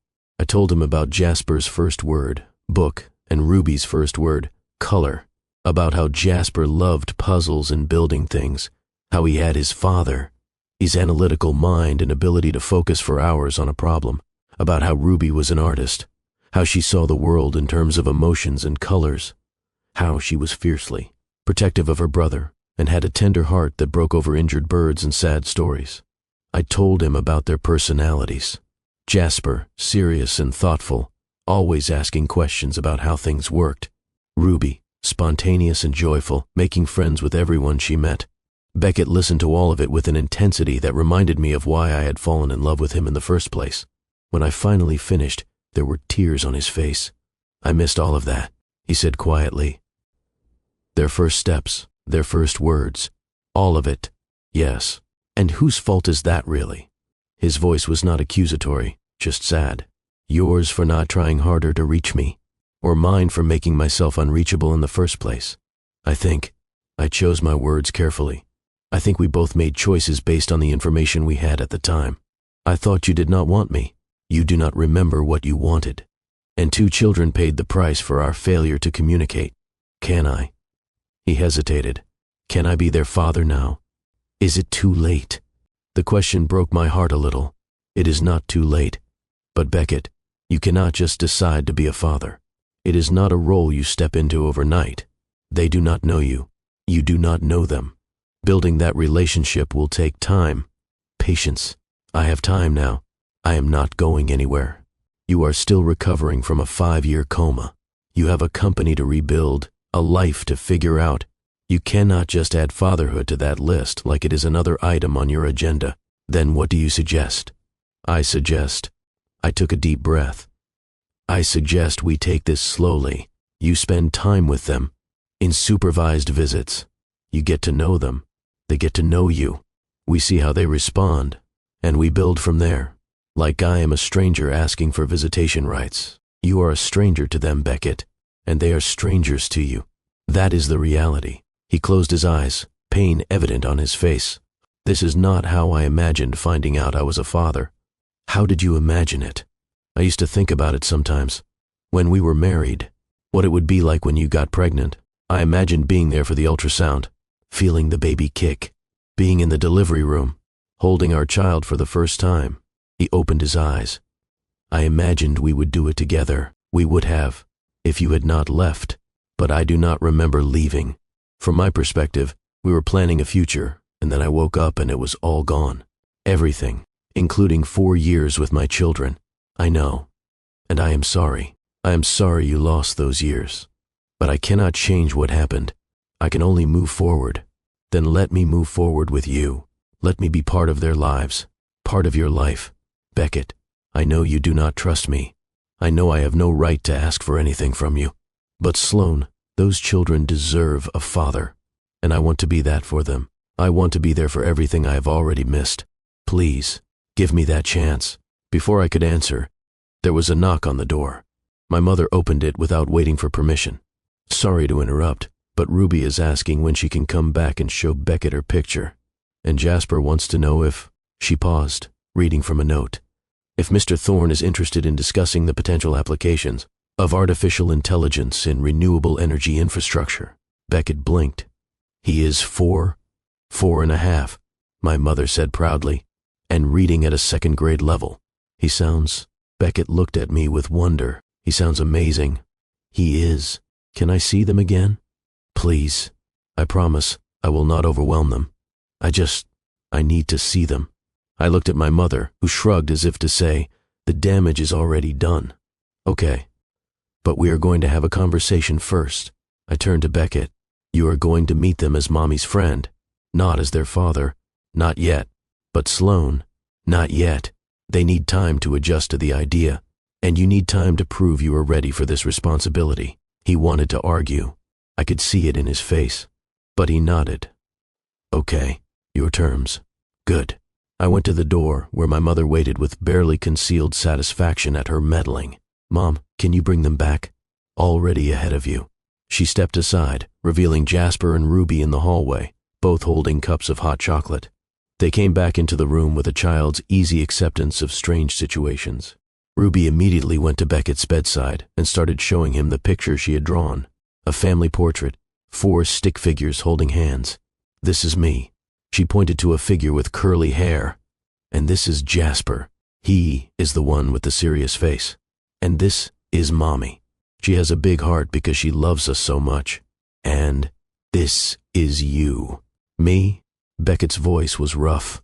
Mommy has a picture of you, in a frame at home. I copied it. See? You have gray eyes like me and Jasper. Beckett looked at me over Ruby's head. His expression was complicated, painful, full of longing and regret. It is beautiful, he told Ruby. Can I keep it? Really? Ruby's face lit up. You want my picture? I would love it. It will remind me of you and your brother. We can visit you again, Ruby announced with the confidence of a child who had never been rejected. Right, Mommy? We will see. Jasper had been hanging back, watching Beckett with that analytical gaze. Now he stepped forward. Mommy says you run a technology company. What kind of technology? For the next 20 minutes, I watched Beckett talk to our children. He answered Jasper's rapid-fire questions about artificial intelligence, cloud, computing, and sustainable tech with the patience of a natural teacher. He admired Ruby's artwork, asking her detailed questions about her color choices and inspiration that made her glow with pride. He was good with them, natural, present, and watching him with them made my heart ache for all the years he had missed. All the moments we would never get back. You are really smart, Jasper said finally. I can see why Mommy married you. The room went very quiet. You know about that? Beckett asked carefully. We know you and Mommy used to be married, Ruby said. But then you had to be apart. But it is okay because sometimes that happens to grown-ups. Beckett looked at me. What did you tell them? That sometimes people cannot be together, even when they love each other, and that it does not mean anyone did anything wrong. It just means the relationship changed. That is very mature of you, Beckett said. Mommy does not like to speak bad about people. Jasper said, even when they make her sad. Do I make her sad? Beckett asked quietly. Ruby looked at me with her 2 perceptive gray eyes. Sometimes, when she looks at your picture, she gets this face like she is remembering something that hurts. Okay, little Miss Observant. I stood up, clapping my hands together. I think Mr. Thorne needs to rest now. We should let him sleep. Can we come back tomorrow? Ruby asked. We will see. That means yes, Ruby told Beckett confidently. When Mommy says we will see, it usually means yes. After they left, after I had walked them and my mother to the elevator and promised to call later, after I had given my mother a look that communicated we would definitely be discussing her unauthorized field trip, I returned to Beckett's room. He was still holding Ruby's picture, staring at it with an expression of profound loss. They are incredible, he said without looking up. You did an amazing job with them. Thank you. I miss so much. Yes, and I can never get it back. No, he finally looked up at me. But I can be there for everything that comes next. If you let me. This is not about what I let you do, Beckett. This is about what is best for Jasper and Ruby. And I am not convinced that having a father who does not even remember divorcing their mother is what is best for them. Then help me remember. Help me understand what happened between us so I can make sure it never happens again. You keep saying that like there is going to be an us again. There is not. We are co-parents now. That is all. Is it? He wheeled closer to me, and I found myself unable to move. pinned by the intensity of his gaze. Because the way you look at me sometimes, Sloane, the way your voice softens when you talk about what we used to have, that does not feel like someone who has completely moved on. You do not know anything about how I feel. So, tell me, why? What difference does it make? Because, he reached out, and before I could stop him, took my hand. Because I need to know if there is any chance, any possibility that we could find our way back to each other, or if I should accept that I lost the best thing that ever happened to me and focus solely on being a father to our children. His hand was warm around mine, familiar, and for just a moment, I let myself remember what it was like to be loved by this man, to be the center of his world. Then I pulled away. I do not know what I feel. I admitted, part of me never stopped loving you, but part of me will never forgive you for what you did, and I do not know which part is stronger. Then let me prove myself. Let me show you that I can be the man you deserve, the father our children need. How? By being patient, by being present, by doing the work to understand what happened between us and making sure it never happens again. You cannot promise that when you do not even know what went wrong. Then help me figure it out. Before I could respond, Dr. Chen knocked and entered. Good, you are both here. I have Mr. Thorne's latest test results. He spent the next 10 minutes reviewing Beckett's progress. Physically, he was improving rapidly. His muscle strength was returning. His cognitive function was excellent. The prognosis for a full recovery was good. But his memory remains a concern, Dr. Chen said. The retrograde amnesia is not improving. In fact, trying to force the memories could potentially cause more harm than good. So I might never remember those missing months, Beckett said. It is possible. The brain is complex. Sometimes memories return spontaneously. Sometimes they do not. We will continue to monitor, but I would not count on a sudden revelation. After Dr. Chen left, Beckett looked at me. So I might never know why I divorced you, why I said those things, what happened to change me. Maybe that is for the best. How can you say that? Because I moved toward the door. Because maybe not knowing is better than finding out the truth was exactly what you said it was. That I really was a mistake. That you really did not love me. I do not believe that. You do not remember. There is a difference. I left before he could argue further. But his words stayed with me. The question I had been avoiding. What if he never remembered? What if I never got closure? Never got to understand what went wrong? Could I build a CO parenting relationship with a man who existed in a different timeline than me? Who remembered love while I remembered heartbreak? I did not know. That night, I sat down with my mother after the twins went to bed. What were you thinking? I asked, trying to keep my voice level. Taking them to his room without warning me? I was thinking, my mother met my gaze calmly, that you were overthinking this, that those children deserved to meet their father, and that he deserved to meet them. Sometimes, Sloane, you need someone to push you off the fence you have been sitting on. That was not your decision to make. You are right. It was not. And I apologize for overstepping. But, she leaned forward. Do you regret it? Now that it is done, do you wish they had not met? I thought about it. About Ruby's joy in showing Beckett her picture. About Jasper's careful questions and growing curiosity. About the look on Beckett's face when he realized those were his children. No, I admitted. I do not regret it. But I wish it had happened on my terms. Life rarely happens on our terms. My mother smiled gently. But it happened. And now you can move forward, instead of being stuck in planning mode. She was right. Annoyingly, frustratingly right. The twins were full of questions over the next few days. About Beckett, about the hospital, about why he had to stay there. Is Mr. Thorne really our dad? Jasper asked on Friday evening while I was making dinner. I had known this question was coming, had prepared for it. Yes, he is. Why did not you tell us before? Because I knelt down to his level. Because it is complicated. Your dad and I were not together when you were born, and he did not know about you. So I did not know if he would want to be your dad. Does he want to be now? I think so. But we need to take it slow. Get to know each other. Okay. Jasper accepted this with his usual logic. I like him. He is smart. And he listens when I talk. I am glad, baby. Ruby's questions were more emotional. Does Daddy love us? Will he leave again? Can he come live with us? Each one was a knife to my heart. He does love you, I told her, hoping it was true. But he has been very sick and needs to get better first. And as for living with us, that is not how it works, sweetheart. Lots of kids have parents who do not live together. It does not mean they love you any less. I want him to live with us, Ruby said stubbornly. Then we would be a real family. We are already a real family. You, me, Jasper, and Grandma. That is real, but not complete. Her words haunted me. Over the weekend, I brought the twins to visit Beckett twice. Short visits, carefully supervised, focused on gentle bonding. I watched him with them, saw the way he looked at them like they were miracles, the way he listened to every word they said with complete attention, the way he was patient with Ruby's endless chatter and Jasper's complex questions. He was trying, really trying, and despite all my walls, all my protections, I felt something softening inside me. On Sunday evening, after the twins had gone home with my mother, Beckett asked me to stay. I need to tell you something, he said once we were alone. I have been thinking about what you said, about how I cannot promise not to hurt you again when I do not even know what went wrong the first time.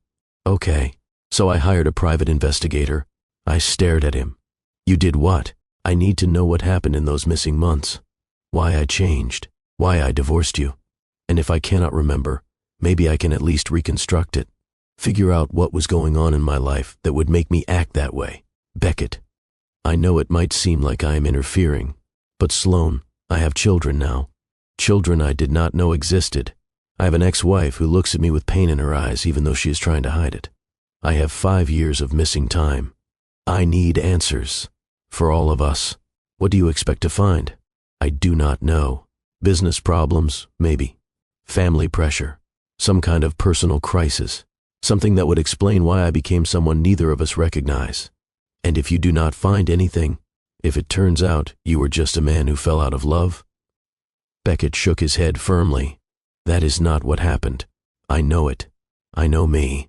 And the man I am, the man I remember being, would never have said those things to you without a reason. You cannot know that. I can. Because, Sloan, I still love you. The words hung in the air between us. You cannot. I said it automatically. You do not even know me anymore. I know enough. I know you are brilliant and compassionate. I know you raised our children alone and became head of your department while doing it. I know you could have turned me away when I woke up, could have refused to treat me, but you did not. I know. He paused. I know that when you look at me, there is still something there, some part of what we had. That does not mean we can go back. I do not want to go back. I want to move forward. With you. With the twins. As a family. We are not a family. We are parents to the same children. That makes us family, whether you want to accept it or not. I stood up, needing space. This is too much.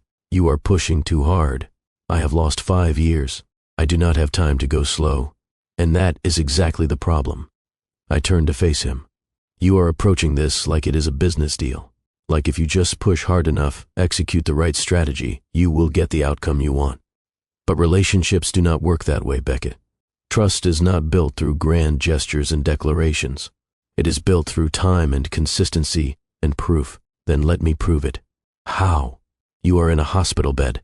You cannot even walk unaided. How are you going to prove anything? By being there, every day, for them, for you, by doing the work to figure out what went wrong so I can make it right. You cannot make the past right. No. But I can build a different future. He was so earnest, so determined, and part of me wanted desperately to believe him, but the other part, the part that had survived our divorce and single motherhood, and 5 years of solo parenting, knew better than to trust in promises. I need to go. I grabbed my bag. The twins have school tomorrow. Sloan. Wait. I paused at the door. I am not giving up, he said quietly. On you.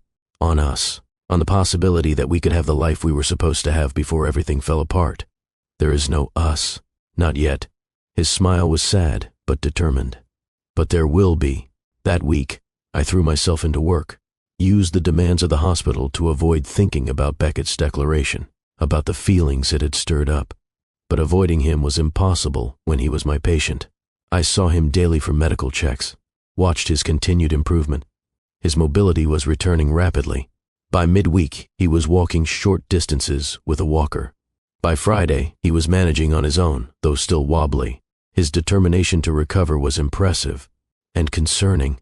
"You are pushing too hard again," I told him on Thursday when I found him doing extra physical therapy on his own. "I have to." He was breathing hard, sweat on his forehead. "The investigator is finding things. I need to be strong enough to handle what is coming." "What kind of things?" "Irregularities in the company finances, starting about 6 months before the divorce." "What kind of irregularities?" "Money being moved, offshore accounts. It is subtle, but it is there. Someone was embezzling from Thorn Innovations, and a timeline suggests I had figured it out." "You think that is why you changed?" "I think." He sat down heavily, still catching his breath. "I think someone threatened you, to keep me quiet, and I pushed you away to protect you." The theory hit me like a punch to the chest. "What?" "It makes sense, Sloan. I would never just stop loving you. Not without a reason. But if someone threatened to hurt you unless I backed off from investigating them, if pushing you away kept you safe, I would have done it. That is a big assumption based on some financial irregularities. Maybe. But my investigator is digging deeper. And if I am right, if someone did threaten you, then everything changes. It means the divorce was not real. It means I was trying to protect you. Or it means you are creating a story to justify what happened because you cannot accept that you just did not love me anymore." Beckett looked at me with such intensity, I had to look away. "I loved you. I love you still. And I will prove it." Before I could respond, my phone rang. The hospital operator. "Dr. Washington, you have a visitor in the main lobby, a Mr. Trevor Gaines. He says it is urgent. I will be right down." I ended the call and looked at Beckett. "Do you know anyone named Trevor Gaines?" His face went pale. "Trevor? Yes.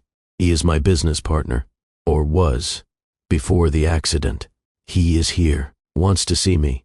Why would he want to see you?" "I do not know, but I'm about to find out." I found Trevor Gaines in the lobby. Tall, handsome in a polished way, wearing an expensive suit and an expression of concern that did not quite reach his eyes. "Dr. Washington?" He extended his hand. "Trevor Gaines, I am sorry to bother you at work, but I heard that Beckett woke up from his coma, and I wanted to speak with someone about his condition before I visit him. His condition is improving. What is your relationship to Mr. Thorn?" "Business partner. Old friend. We built Thorn Innovations together. His accident was devastating. To all of us. Something about him made my skin crawl. But I could not put my finger on what. He is accepting visitors. You can see him now if you would like." "Actually, I wanted to speak with you first, about his recovery, his memory." Trevor's smile was practiced, smooth. "I heard there are some gaps. Retrograde amnesia affecting the period before his accident. It is not uncommon with traumatic brain injury, so he does not remember the months leading up to the accident." "No. Interesting." Trevor looked thoughtful. "That might actually be for the best. He was under a lot of stress during that time. Business pressures, the divorce. It might be better if he does not remember." "Why do you say that?" "Because," Trevor met my eyes, and something in his gaze made me deeply uncomfortable. "Because Beckett was not himself in those final months. Paranoid, erratic, pushing everyone away. Some of us worried he might hurt himself. When the accident happened, he trailed off meaningfully. You think he crashed intentionally.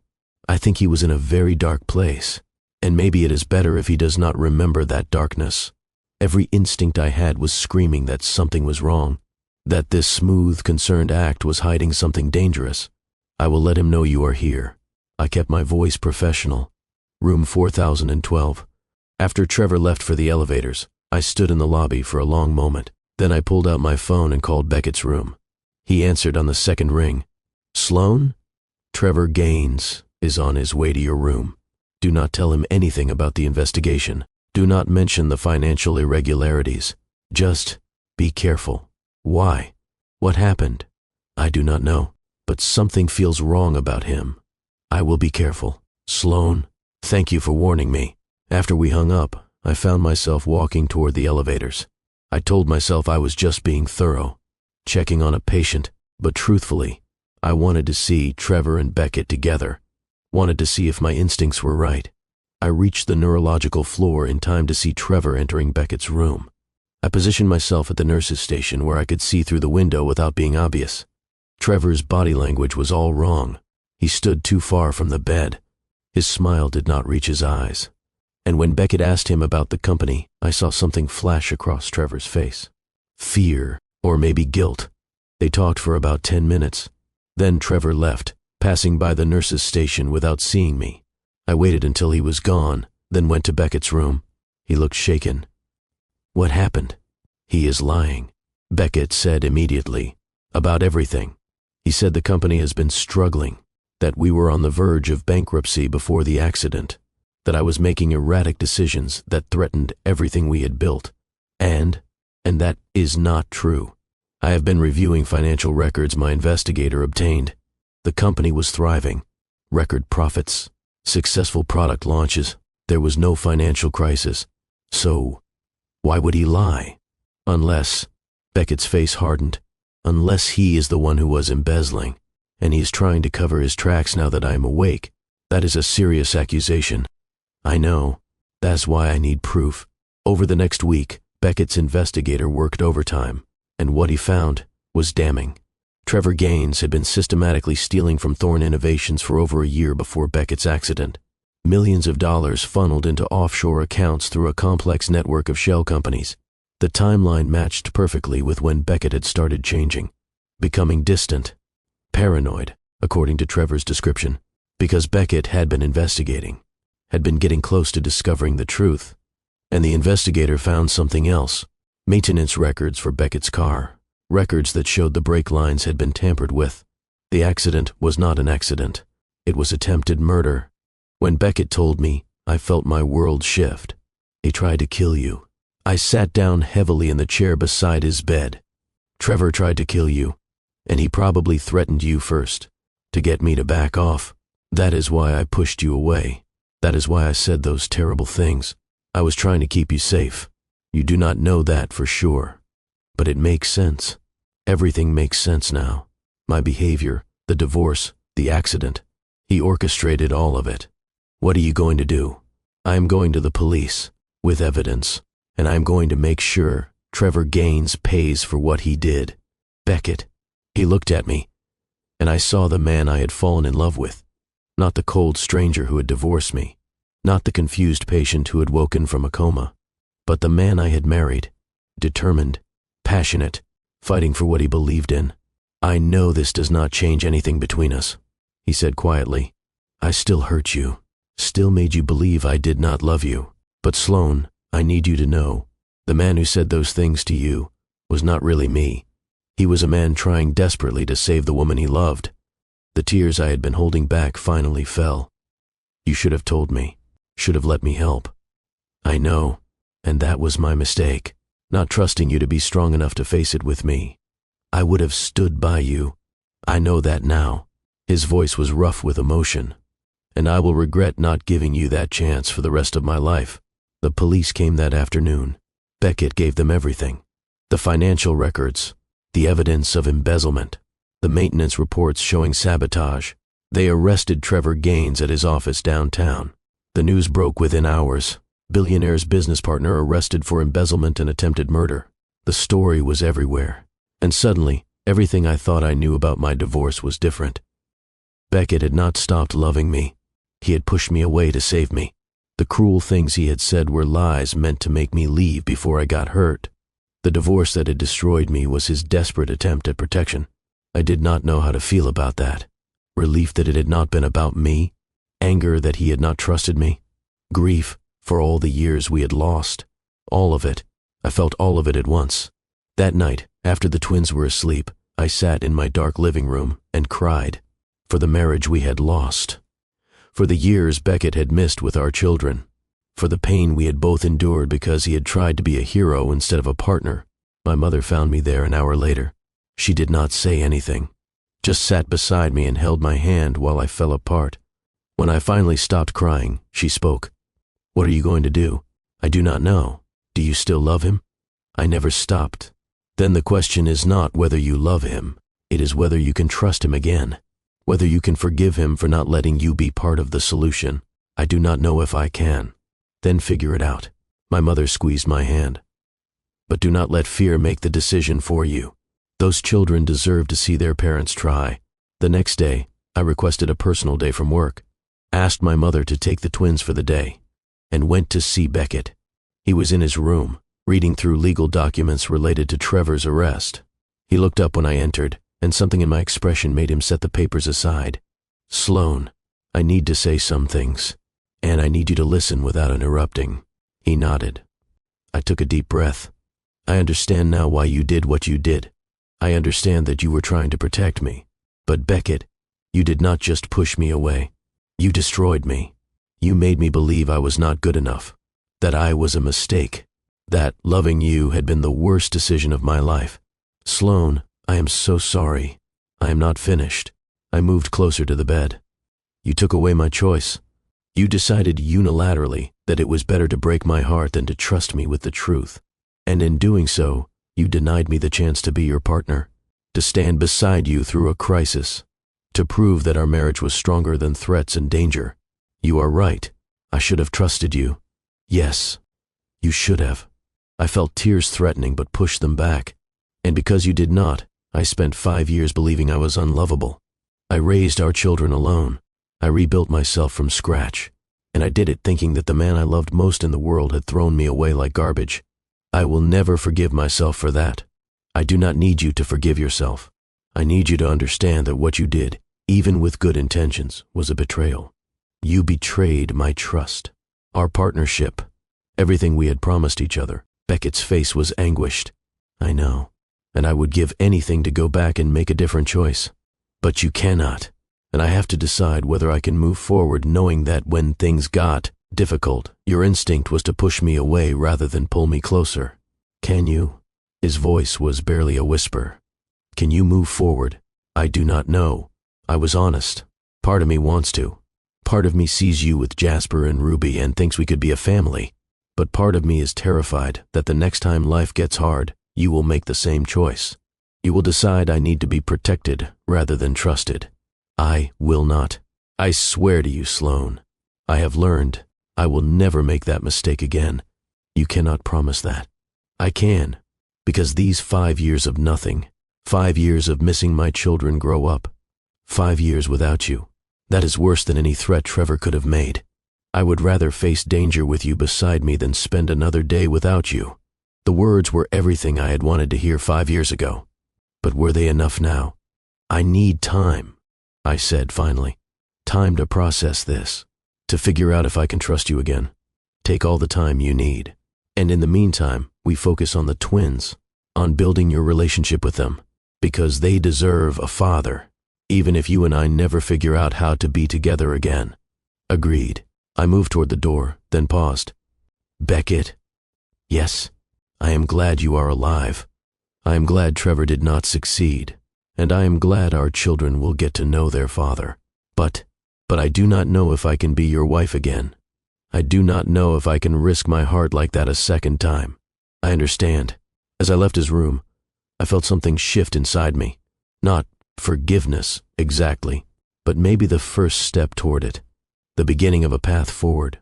Whether that path led back to Beckett or simply toward peaceful Keo parenting, I did not know. But for the first time in 5 years, I had answers. I had truth. And maybe that was enough for now. If you believe in the power of truth and second chances, let me know in the comments. And make sure you are subscribed, because the journey to forgiveness is just beginning. And what Sloan decides will change everything. The next 2 months were a study in patience and small steps. Beckett was released from the hospital with a clean bill of health. His recovery had been remarkable, aided by his determination and the excellent care he had received. He moved into an apartment near mine.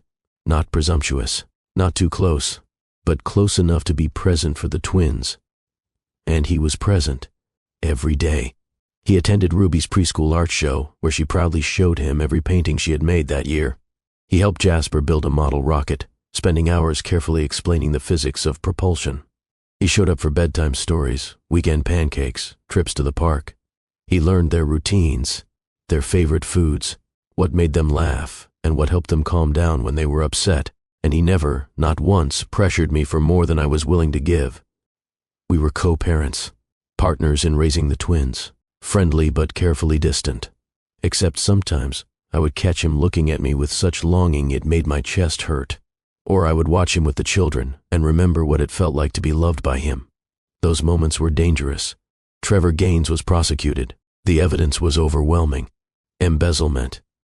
Attempted murder. He was convicted and sentenced to 25 years in prison. During the trial, more details emerged about what had happened. Trevor had been stealing from the company for over a year.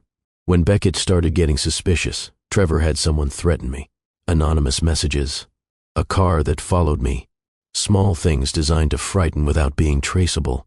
Beckett had noticed, had hired his own security to watch me without my knowledge, and had made the decision to push me away to keep me safe. It was a decision born of love and fear, but it was still the wrong decision. After the trial, Beckett came to me. We need to talk. We were sitting on a bench at the park while the twins played on the swings. A familiar scene from the past 2 months. Okay, I have been thinking a lot about what you said, about how I took away your choice, how I did not trust you to be strong enough to handle the truth. Beckett, let me finish. Please. He turned to face me fully. You were right about all of it.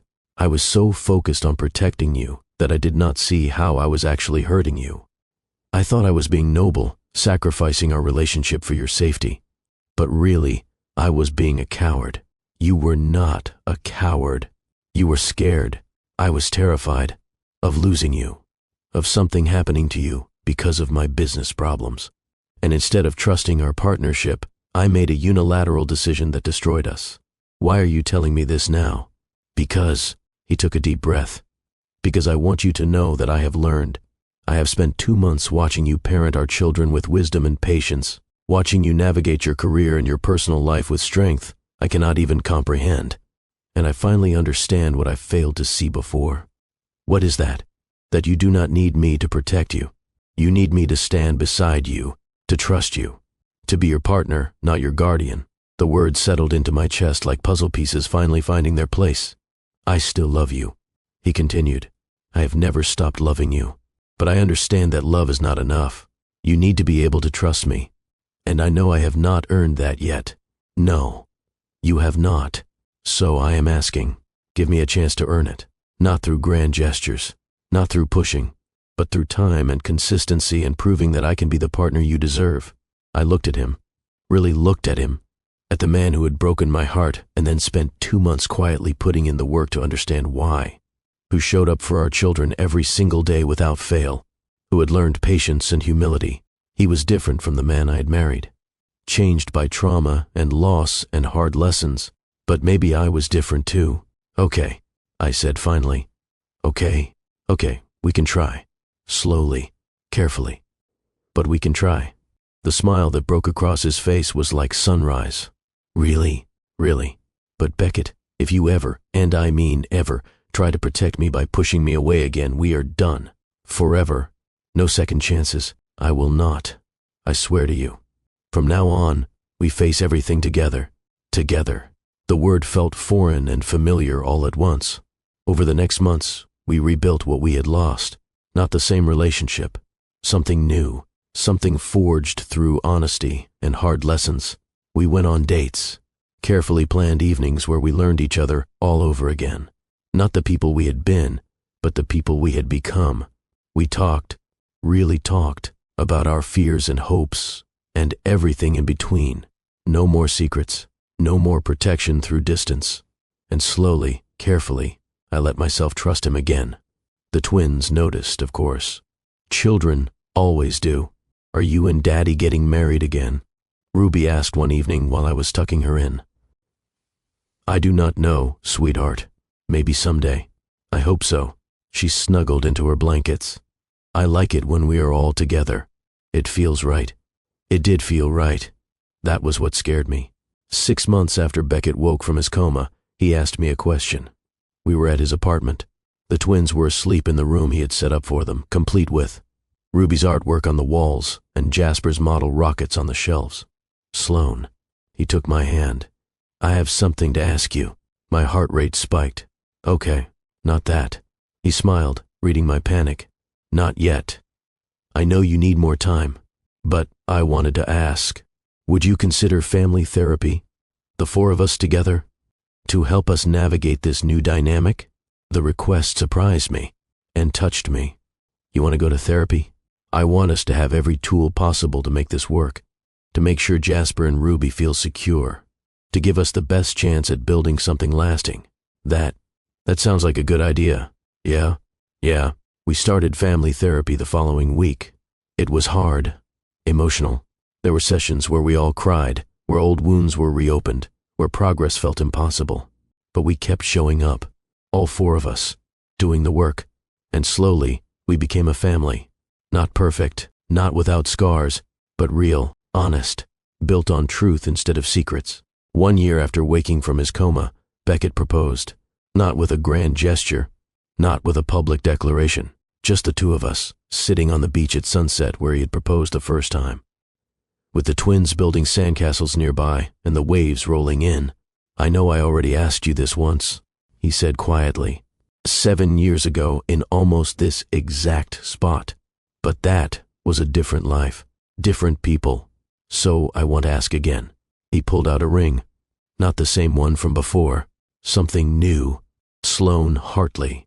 Will you marry me? Not because of our past or our children or because it makes logical sense, but because I love you, the person you are now, the woman who survived everything I put her through and came out stronger. Will you take a chance on us one more time? I looked at the ring, then at Beckett, then at our children playing in the sand. I thought about everything we had been through, the love and the loss, the heartbreak and the healing. And I thought about the future, not perfect, but possible. Ask me again in 6 months, I said finally. He blinked. What? 6 months? To prove that this is not just emotion or guilt or the idea of us. 6 months of continued therapy and partnership and showing up. And then ask me again. Okay, he smiled. Though that was not the answer I was hoping for. It is the answer you need. 6 months later, on a random Tuesday evening while we were making dinner together with the twins, he asked again. No ring this time. No sunset. Just the four of us in my kitchen with pasta sauce bubbling on the stove. Sloane, will you marry me? Ruby gasped.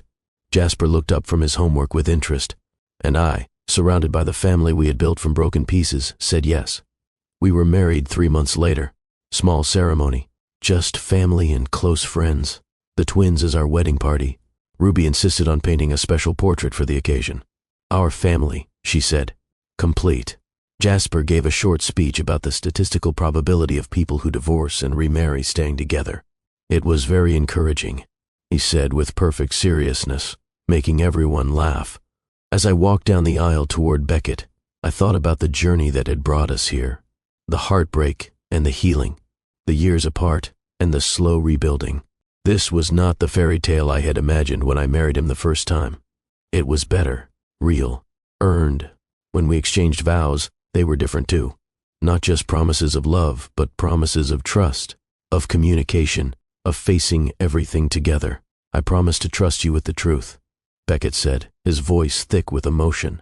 Even when it is hard, even when I am scared, I promise to be your partner, not your protector, to stand beside you, not in front of you. I promise to believe in you.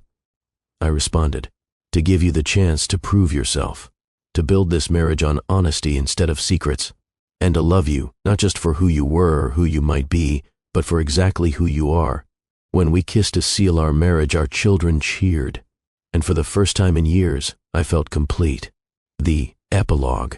5 years later, Beckett and I sat on our back porch watching Jasper and Ruby play with their younger brother, 3-year-old Oliver, who had his father's eyes and his mother's stubbornness. The twins were 9 now, brilliant, confident, secure in the knowledge that they were loved by both parents, that their family, unconventional as it was solid. Hard to believe it has been 6 years, Beckett said quietly, his arm around my shoulders. 6 years since I woke up. 6 years since our lives changed. For the better. I leaned into him. Definitely for the better. Do you ever regret it? He asked. Taking me back? Giving me another chance? Sometimes. I was honest. When you are stubborn, or when you forget to load the dishwasher properly, or When you let Jasper stay up too late working on projects. He laughed. Fair. But no, I do not regret it. This life, this family, it is exactly what I needed, even if I had to lose everything first to find it. I am sorry you had to lose everything. I am not. I turned to look at him. Because the woman I became through that loss, she is stronger, braver, and she knows her worth. I needed to be her before I could be your wife again. I love her. The woman you became, the woman you are. I love you too. The man who learned, who grew, who proved himself. We sat in comfortable silence, watching our children play. Our family, hard-won and deeply cherished. This is not a story about a perfect love.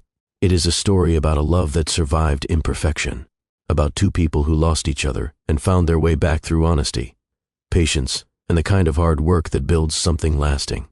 It is about second chances and the courage to take them. Sometimes the greatest love stories are not about people who never face obstacles. They are about people who face insurmountable obstacles and choose love anyway. Choose to do the work. Choose to rebuild. Choose to believe that broken things, when mended with care, can be even more beautiful than they were before. And as I sat there with my husband, watching our 3 children play in the fading sunlight, I knew that every moment of pain, every year of heartbreak, every difficult step of rebuilding had been worth it. Because this was everything. If this story touched your heart, if you believe in the power of redemption and second chances, please like and share this video. Comment below and tell me, would you have given Beckett a second chance? Have you ever had to rebuild trust after betrayal? Your stories matter. And subscribe to Love and Twilights with Dr. Phillips for more stories about love, loss, and the courage to try again. Because everyone deserves a story with a second chapter. Everyone deserves the chance to rewrite their ending. Until next time, remember this: it is never too late to wake up to love. It is never too late to choose healing. And it is never too late to become the person your story needs you to be. Thank you for taking this journey with Beckett and Sloan, with Jasper and Ruby and little Oliver, with a family that proves that sometimes the most beautiful things in life come from the pieces of what we thought was broken forever. See you in the next story, where love and twilight meet and anything is possible.